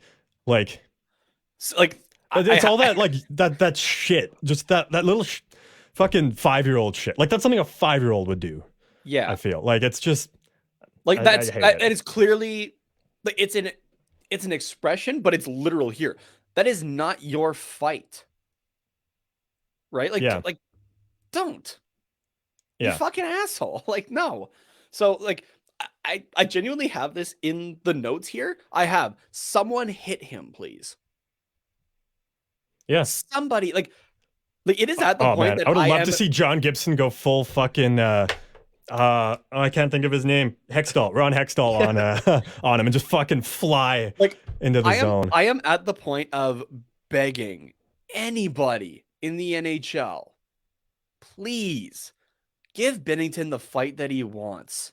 It's going to be Carrick. It has to be him next game. It doesn't matter if you win or lose. Get it out of his system. And it's going to be even better if Binnington loses the fight, because then he's just going to look even more like a fucking clown, and maybe he'll stop it. Yeah. And quit being such a fucking child. Yeah, no kidding. Hey? Like on one hand, I almost want Binnington to continue it, because it's going to bite him in the ass eventually. Mm-hmm. It has to. Oh yeah. Right? Like karma has a way of finding you. Mm-hmm. And the more that this goes on, the bigger karma is gonna act on Binnington here. Oh, so that's where I'm like, okay, let's just get it done with, because I'm sick of seeing each week, oh, Binnington did this to this guy. Oh, Binnington did this. Oh, he fake punched this guy. No, I want him. I want him to have the balls to actually do something. And then I want somebody to actually put him in his fucking place. Mm-hmm. But at the same time, tell me how you really feel. The longer that this goes on, though, the better it's going to be when he gets his fucking bell rung. Oh yeah, absolutely, absolutely. I hope we see it in this next game. Oh, that would. I honestly, we could lose every single game for the rest of the season if we got to see Binnington just get fucking clocked by Like, Sam Carrick. I hope it's Carrick too. like I don't ever wish for Yeah, somebody to get hurt. no. However, I want Binnington to just get knocked out. Yeah, you just want him to get injured enough where he's like, you know what, coach, you don't need to do anything. Like, I'm not injured, I'm fine, but I just need to sit down for the rest of this game. Yeah, But not even injured. but what's his nuts in? I I just need to sit and have a minute. Like, not even injured. I just want somebody to give him enough of a punch that he like just has the lights turn off for a split second and goes down hard. yeah, That's all I want. That's all Yeah. I want. Yeah. Okay. We've got a couple pieces of news here to get to. Let's get to just the transactions we can bang out right away here. Kevin Shattenkirk activated off of IR. Subsequently, Drew Hellison, who played no NHL games, sent back to San Diego. So, little useless move there. But can't wait for us to maybe call him back up now that Beaulieu's back on IR. Oh, I guess that was Thursday. Yeah. Shockingly. So when you were talking about like Klingberg and Fowler in defense earlier, and I was like mad typing if you could hear that. I could. But I obviously was paying attention to you. But that was me taking a look actually at the NHL app and the like the player stats for this game. And they, at least on my iPad here, they do have the guys that are, because I saw Vakanainen's name on here. Mm-hmm. And I was like, I don't remember seeing him on the ice, and like taking a look. Oh, he's got no time or anything like that. Mm-hmm. And scrolling down and seeing like, oh, okay, like if like they'll put like a little thing and italicize the name if they're on injured reserve. Mm-hmm. Yeah. So I don't recall seeing an official thing for that, but it makes sense for Vakanainen. However, though, I was just continuing to scroll through. I think I was looking for somebody else in particular. I was looking for Fowler, and Nathan Beaulieu's name popped up with the italicization there for being on injured reserve. And so then the mad typing was me trying to find this, and it was the most what do you call it? Like credible place, I guess, that I saw. There was CBS Sports and Cap Friendly had it as well on their Twitter. Cap Friendly is the one that kind of broke it or like found out about it, I guess. And then CBS usually just takes their shit from like the RotoWire, who does like all the fantasy write-ups usually. Yeah, but like I'm not even seeing this from the OC Register. I'm not seeing it like TSN, ESPN, Sportsnet. And so what I was searching for was to see if I had just, because I like on the TQR Twitter account, I do have post notifications on for the Anaheim Ducks, right? So I do see the general, like the large majority of what the Ducks themselves post. And I'd even gone through like the news on the website, like on the Ducks website, that there is nothing about that in particular, which is just it goes back to that conversation that I had brought up a couple episodes ago now of like, I get that they really like they keep things tight-lipped, but like, hey, maybe putting one of like, well, just say one of your top 6 guys on injured reserve, having not heard anything about it since he left for unknown reasons, that might be something you want to put a little bit of a presser out about. Yeah, just an idea, but I don't know. Yeah, I'm not, right. It's weird. I'm not a PR major or anything like that, but like, it's that your fans are your stockholders idea, right? Like, if I just left off that say like you have like, we'll put this in a business perspective again, right? You have like 3 separate categories, and the one you have like your top 6 your top 6 items or whatever, like products, right? whatever. Yeah. And if one just suddenly drops off the face of the earth and nothing is said about it from the company, I'd be a little taken aback and kind of concerned almost. So yeah, like say you're like you're Apple and you're iPhones suddenly cease to exist everywhere, and you just don't say anything about it. People are like, where Yeah. are the iPhones? And you're like, I don't know. we got. You mean Apple Watches? You mean iPads? Like, Yeah. what are you looking for? Like, this obviously is not a plug for Apple, but I feel comfortable talking about them on here because Yeah. everybody knows who they are, and you either buy them or you don't. So yeah. So I mean, like we were just expecting to hear something. I wasn't expecting to see it from like Cap Friendly's Twitter and what was the first place that pops up on a Google search is Pro Hockey Rumors. That's not where I'm expecting to see injured reserve or transactions in regards to any team, like that be the first place that I'm seeing it from. So can we please have a little bit more communication from the Ducks? That's all I'm asking for. That's all I'm asking for. I will say I haven't been great at keeping on top of a lot of the Ducks stream podcasts. I've listened to some of them, so I don't know if they've talked about it on there. I would imagine that it would have to come out, but like I mean I know that I don't think that Alexis, who hosts those shows, I don't think she's like the news breaking type. She's I think she's kind of just given like whatever is publicly out there for the most part. Like I don't think she gets like a ton of the inside information, and unless she brings on those guests. So and that's just from what I've gathered from the episodes I have been able to listen to, and maybe on a recent one she has some more info about Nathan Beaulieu, but like you would think then that somebody would then say something about that on Twitter, or like the Anaheim Ducks would then echo that information. Like it's just weird, but yeah, like we don't even have anything. It literally says Beaulieu undisclosed. Don't even know if it's retroactive to November 9th when he last played. Like it is, but probably, but like there's just literally nothing about it. So that's fun. Yeah, and like I'm clicking into that Pro Hockey Rumors thing, and it's according to Cap Friendly and the team's roster page. So unless you're checking the roster page every day, there's nothing coming out from exactly, which Cap Friendly. Why is Cap Friendly able to do a lot, like not even just for the Ducks, a lot of NHL teams, their executives, whatever. Why is Cap Friendly able to do their jobs better than them? Anyway, that's a slight of the NHL. Cap Friendly, fucking awesome. Love you guys. But yeah, and then no corresponding move. And then you send down Hellison after that. I don't know. It's all just it's little confusing to me right now. Anyways. But yeah. So those are the transactions. Yeah. Okay. We you have this tweet from Lisa Dillman of the OC Register here.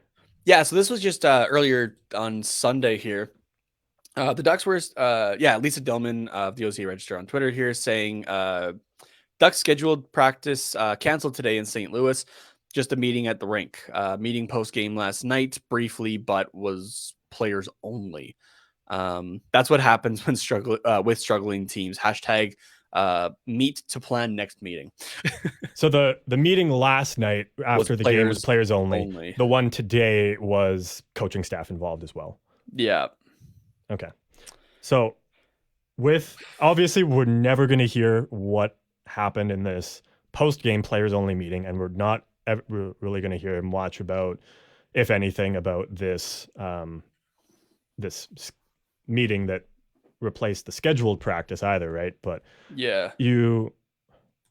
generally these players only meetings are one of two things. The first one is this losing streak, this terrible loss, or terrible play, whatever is the case. This is on the players. We need to have a message from the veteran leadership to the rest of the team, and the veteran, or just the team in general. Somebody wants to say something about whatever's going on, and it's okay. Everybody needs to step up because everybody sucks. The leadership is not playing well. These are the things we need to fix, and it's coming player to player. So there's no or there's less of a power dynamic, right? So it's we all suck. We all need to be better because the coach deserves better, and we don't want anything to happen to him, and we know that we can be better. That's one of two things that this meeting can be. The other one for players only meetings is we know that we're better than this, and the coaching staff is holding us back, how does everybody feel about, like, what is everybody's confidence and trust level in the head coach and the rest of the coaching staff? Those are the two things that players only meetings are about. Or planning the Christmas party, but it's a little early for that since it's not even American Thanksgiving yet. I mean, they might as well look forward to it. It seems to be the only thing that they have to look forward to. Yeah, right. So, and Or I it's find it hard to believe third, that, it's almost like an intervention on certain players, I guess, as well, right? yeah, which I don't think it's that. No. Either. But and I don't think it's the first one either. I think it's I'm hoping it's the second one. It has to be. These players are smart, and we have a healthy amount of veterans that have played for multiple teams and under multiple head coaches, and we have championship guys or guys that have gone deep in the playoffs as well. Like we have in terms of young guys and veterans and winners in the NHL, we have a healthy mix of those guys in the locker room. So it's not just a bunch of young guys who don't know what playing in the NHL is like. It's somebody has spoken up, or a group has spoken up, probably against Dallas Eakins. Again, this is 100% speculation, but that's what it seems to be, potentially. Yeah, it's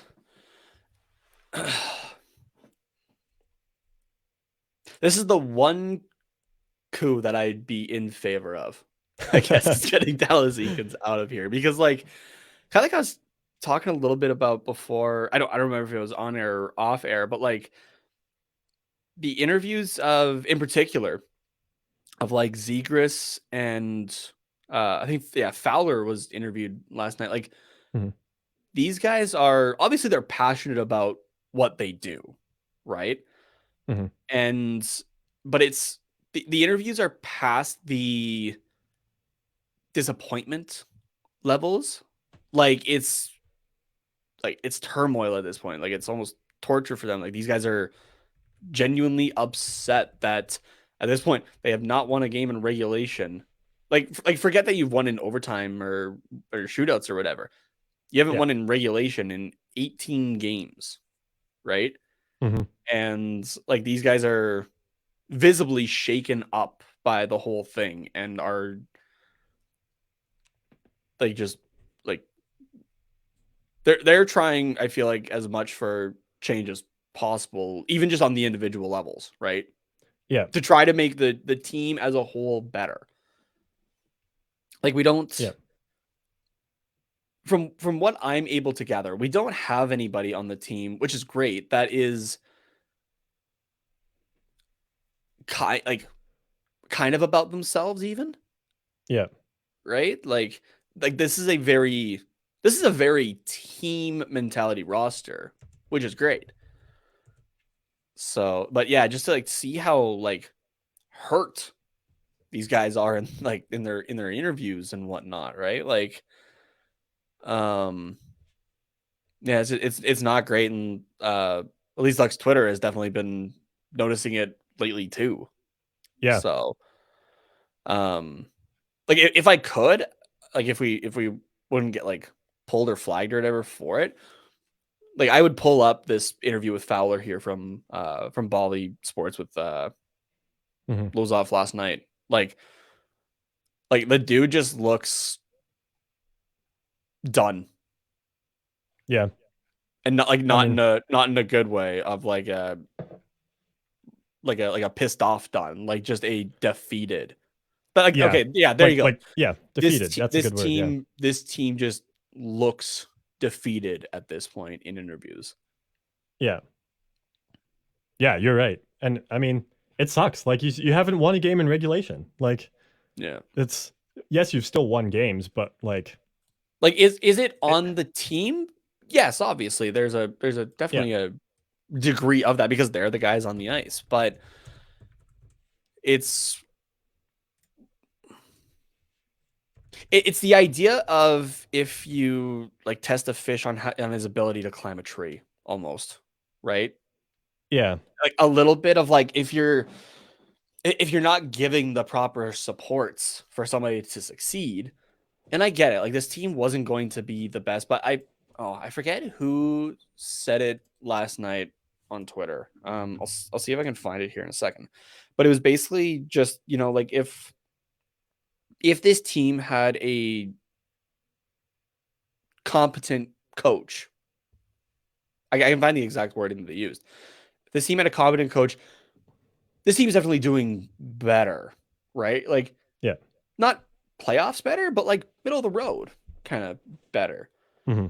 Like, I think I feel like I've seen enough actually in these last 18 games, just looking at this season alone, right? Not looking at seasons past that I'm sure are, helping this train of thought a slight bit. Dallas Eakins is not the guy.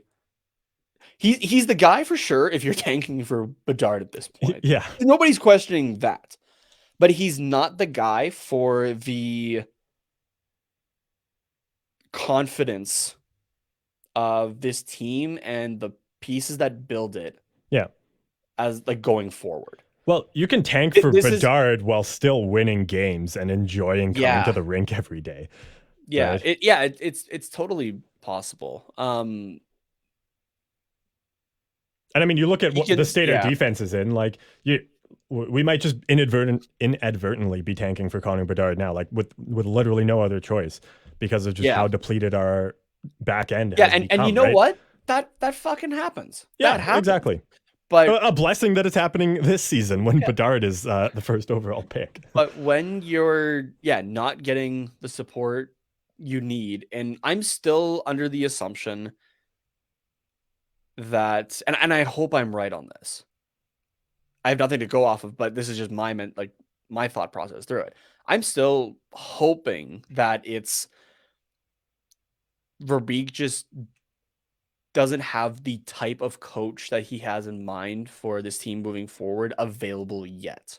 Mm-hmm. That's my hope. Because otherwise, this is like because of that reason, I unfortunately think that we are stuck with Eakins until April. There's no getting rid of him. Yeah. But like I said, something's got to give also. And, actually, I'll bring up this question that we got on Twitter here. That I think like kind of spearheaded this topic almost a little bit even at the same time. Besides the tweet of there's a players only meeting. Yeah. We got a message here from Devin on Twitter at Cosmic Tuner. Who had said like, love your show, you guys rock. Thank you very much, Devin. And he had just said like, I wonder how much longer Eakins will be coach. So you and I were talking about this really quickly, just for me to be able to send off a message. So I said that like my thing is the rest of the season, unless someone that Verbeek like the style or whatever that Verbeek has in mind becomes available. Mm-hmm. Now, Carter, you had an interesting thing that I do like the idea of actually that I think makes a lot of sense. Not that you don't make a lot of sense. No, yeah. But like just like this one like really does make sense. I think of like a last resort almost. Yeah, kind of. Actually, I sort of have a different answer now than what I said there. So if you want to read what you had typed to him, and then I'm going to amend my answer a little bit. Okay, sure. So or clarify maybe. Sure. Yeah. Okay. So Carter's original thing was that he's thinking 3 to 4 more games. So basically, you could potentially be beating the undefeated or no wins in regulation record by 1 to 2 games. Mm-hmm. Or sorry, 1 game. So yeah, Carter's thinking 3 to 4 more games unless there's a regulation win in there, which we were kind of laughing. That is a fucking low bar. But that's the point that I think all Ducks fans are at this point. Yeah. Which sucks, right? Like again, like there's a difference between your team's not playing great overall or you're getting hit with injuries or whatnot that results in your team not doing as well. right? That's a little bit easier to stomach than, yes, we have the injuries, but there is no support coming from the people that are supposed to be in charge of this team outside of the locker room, I think. Yeah. Right. And by the locker room, I mean like the 23 roster players. Yeah. I'm like, I still think that the leash is that short and the bar is that low, but I think probably a better indicator of the when a coaching change needs to happen, and when it will happen, will be when this defeated appearance that Zegras and Fowler are showing translates to their on ice play. Like, it's no longer just a post game, I am defeated because we lost. Like, my tone is lower, and I really don't want to be here answering the same questions about why we suck. When like that'll happen, obviously, but when that defeated, I don't want to be here, I'm just going through the motions mentality is obvious on the ice. I don't think we've gotten there yet because we're still we're like, it's obviously like, yeah, we're in a bit of a valley in terms of the swing of the season, which not a bit. We're in fucking Grand Canyon, but like when literally for just 60 minutes of game time, guys they get the puck, they dump it in. There's not really a lot of forecheck. They're just kind of backing up with the other players. The score is like 5-0 by the end of the second period. Shots are 30-10. Like, there's just very little obvious effort being put in. Like, yeah, guys will take the puck, take a couple shots, make some plays, make some passes, but like you're just kind of doing the bare minimum. That's when I think the coaching change happens, and I think we're not far from that point. I think we've just, you describing it, I think we've actually already seen it. And I want to go back to a conversation that we had like just a few minutes ago. Sure, new team and whatnot, but again, John Klingberg was supposed to be this power play specialist for us, right? Yeah. You could almost say that, sure, is he putting himself in not great positions? Absolutely. Could that be a sign of the defeatedness? And that's from a guy who just got here. I want to, like, let's take a look at a guy who's been here throughout this entire thing, and how much people have talked about it actually when it happens. John Gibson. How many times in a game has that dude just looked defeated? Yeah. Whether he's having a bad game or a fantastic game that they're losing. Right? Yeah, no, we've definitely seen it with individual players, that's for sure. But as a team, like, our top line's still rolling. We're still like throwing hits, like Sam Carrick's still being Sam Carrick, like being physical and fighting, and Beaulieu was like that as well. Like, as a team, we still have that energy, and there's some guys that are already in that mindset, but I think so we're definitely seeing, like, it's not just going to be like, okay, we're playing as a team, putting in all of our effort, everybody's given 110%. Next game, boom, everyone's at like 10%, like they're just literally out for a Sunday skate. Like, it's not going to be that drastic, but so you're right, we have already started to see that. But I think in just a couple games, we'll see the whole mentality around the team will just be so low in the dumps. Like, even Trevor Zegras is just going to be dumping and chasing the puck, and like Troy Terry's gonna just be like, taking a weak wrister into the crest of whatever goalie we're playing. Like, it's only a matter of time, and without any changes being made before we get to that point. Like, I do agree with what you're saying, but at the same time, with a good chunk of the roster, that was one of the things we talked about off the top of the show, right? Say, like, that top line, like, those guys don't give up. Yeah. Realistically. So that's just kind of like the argument I would have against it, I guess, is like, I don't know if we're like, I'm sure we're going to see it from some guys. And like I said, I think we've already seen it out of Klingberg or Gibson or that kind of thing. But I feel like out of some of those guys, like, they'll show it more off ice or maybe on the bench, but on ice, they're still going to give it everything they can, because otherwise they're like letting their team down for sure, but they're almost letting themselves down, Yeah. I think. Yeah. So but at a certain which point, is the like, sign of like a good mental health headspace, actually, yeah. almost. Oh, for Right. sure. Or Yeah. like mental strength, I guess. Yeah.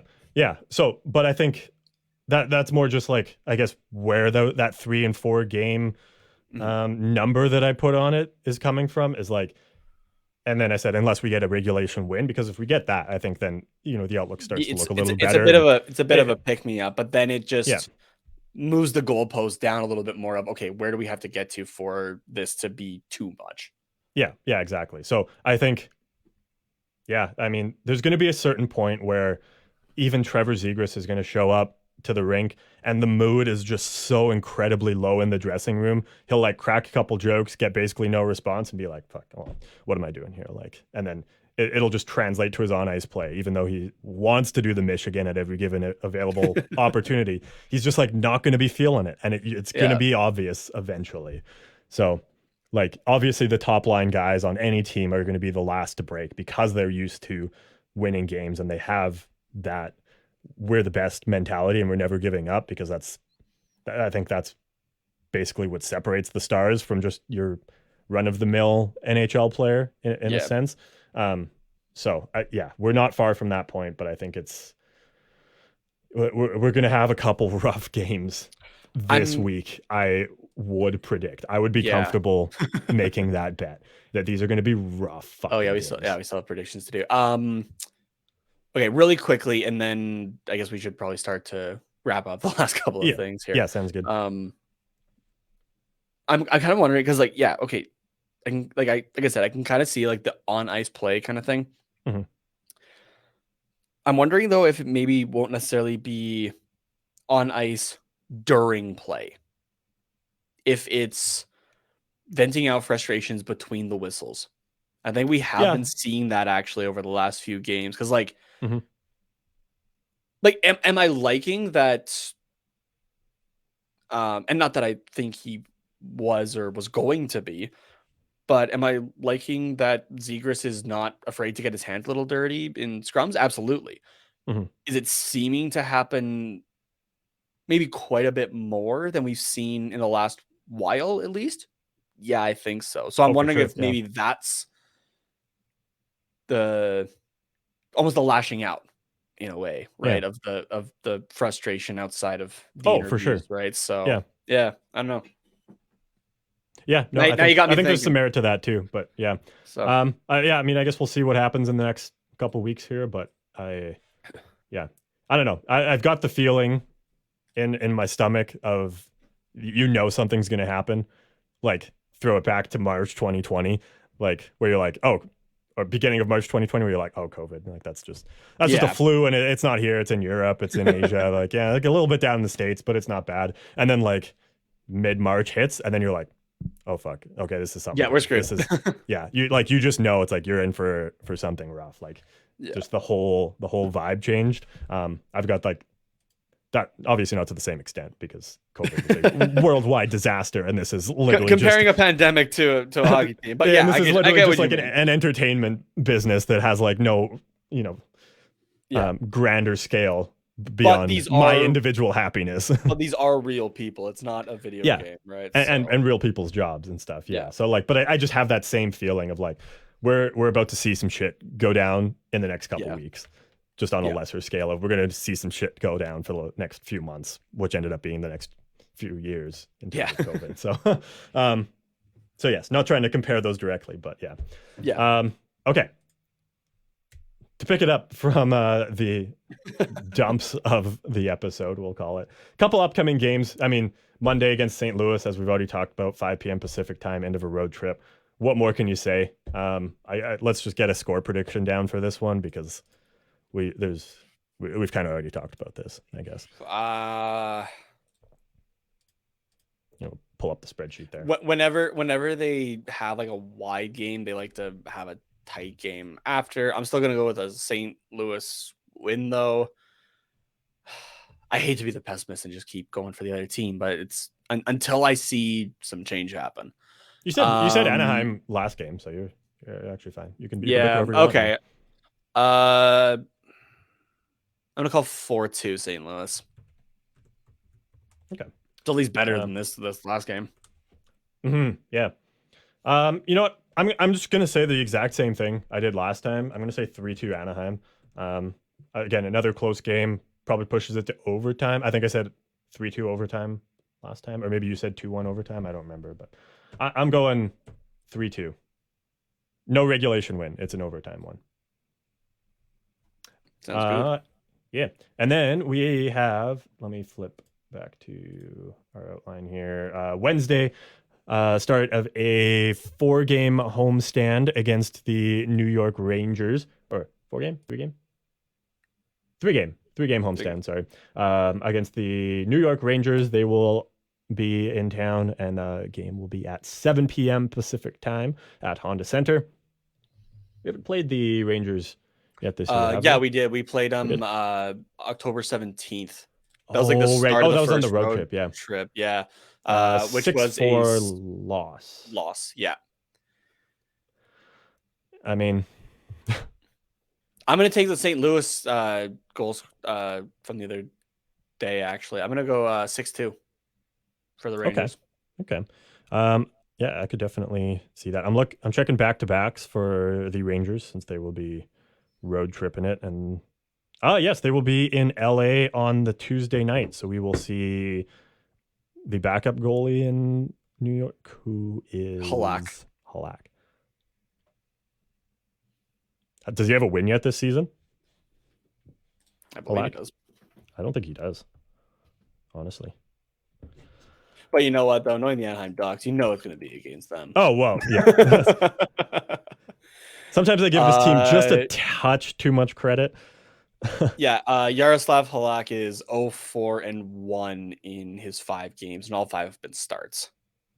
He hasn't gotten in relief this year. Well, yeah, because it's Shesterkin.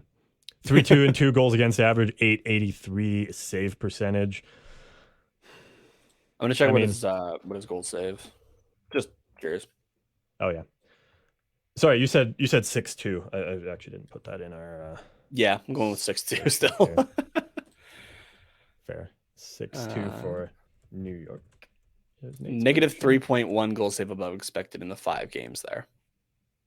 Okay, not great, but I mean, also not horrible, especially when your context is -8 for Gibson. But yeah, which is now he did improve, but now it's gotten worse again at negative 7.1 for John Gibson on the season in 14 games. Okay.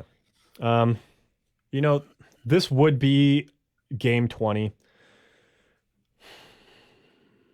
which would tie the streak if, depending on what happens against St. Louis on Monday here. But it would hurt me so much to predict that this streak would continue.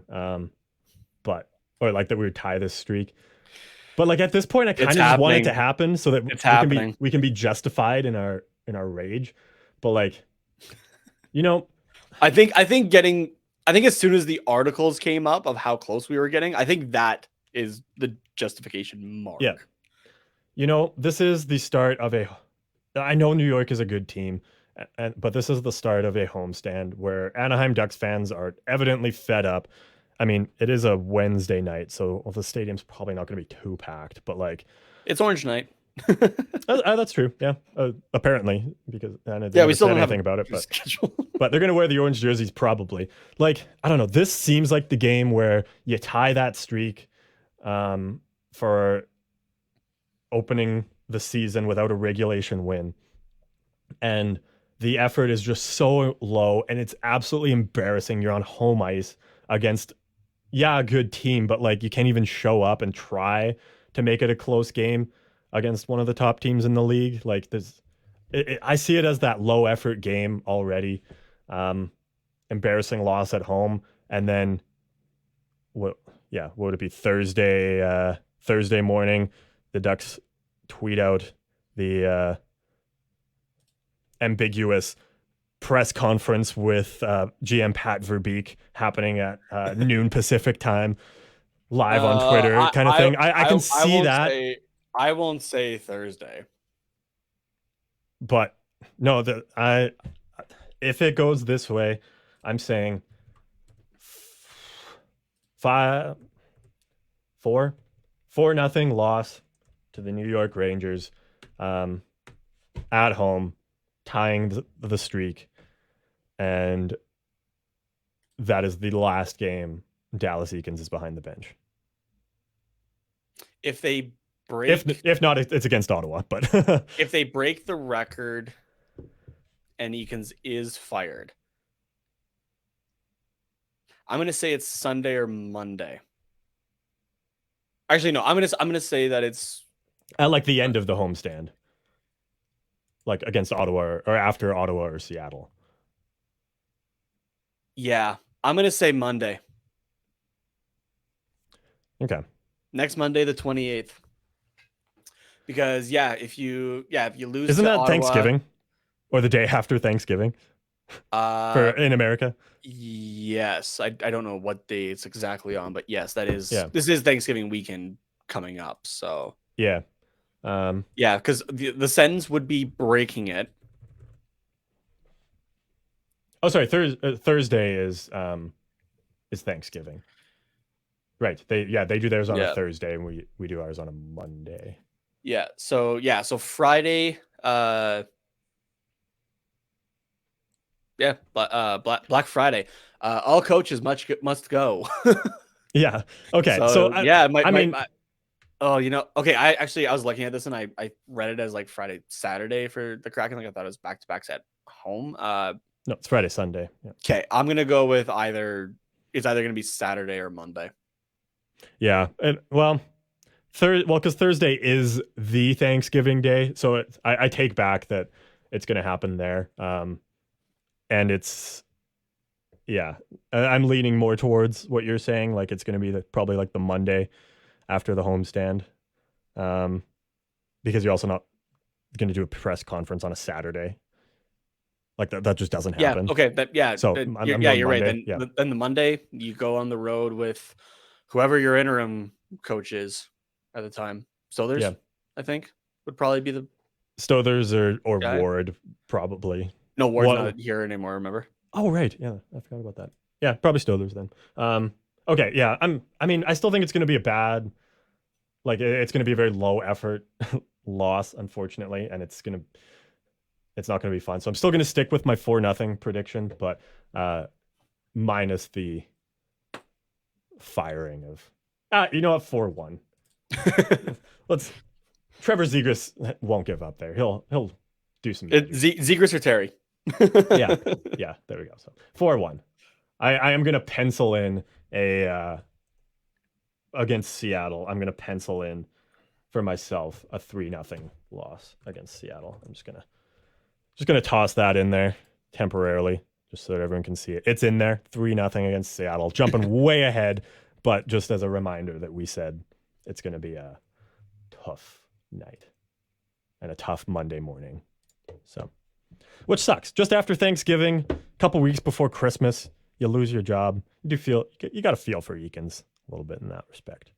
He's not even fired, and we're already talking about it, but like. As a human being, yes, I do. Yeah. In terms of this team overall, this should have been done a while ago. Oh, 100%. Yeah. But anyways, not to be such downers on this episode, but like we tried to keep it as positive as we could, but that's just where this team's at. That's where we're at. It's obviously still a lot of fun to do these podcasts, and we always have some sort of magic to talk about. With like Trevor I said, Zegras, it is therapeutic to a point. yeah, exactly. Yeah. So yeah, we will be back on Wednesday after not our usual live stream, which we do at 7 Pacific time, because the Rangers game will be going on at that time. We'll do a post-game show after that, and just as usual on our YouTube and Twitch channels at Quack Report Pod, and then the full episode will be out Thursday morning on your favorite podcasting platform, and again on YouTube, Twitch at Quack Report Pod. And you can follow the show at Quack Report Pod on those channels that I have already mentioned a couple times, as well as Twitter and Instagram. Myself at Carter_Potts, POTTS_97. And Nate, if people want to follow you and just wallow in the fact that Dallas Eakins is still behind the bench, where can they do that? You can shoot. Yeah, you can do that with me on Twitter, and I'll throw on the Instagram as well because who knows what's happening with Twitter. So, Good call. yeah, both are at Tatenomas, TATENHOMAS. Yeah. And we hope that you guys have a good week and a good Monday. Hope that it's not too much for you at work, if you work Mondays, that is. Thank you guys very much for tuning in, and we will see you on Wednesday. And I guess go Ducks go. You never know what can happen.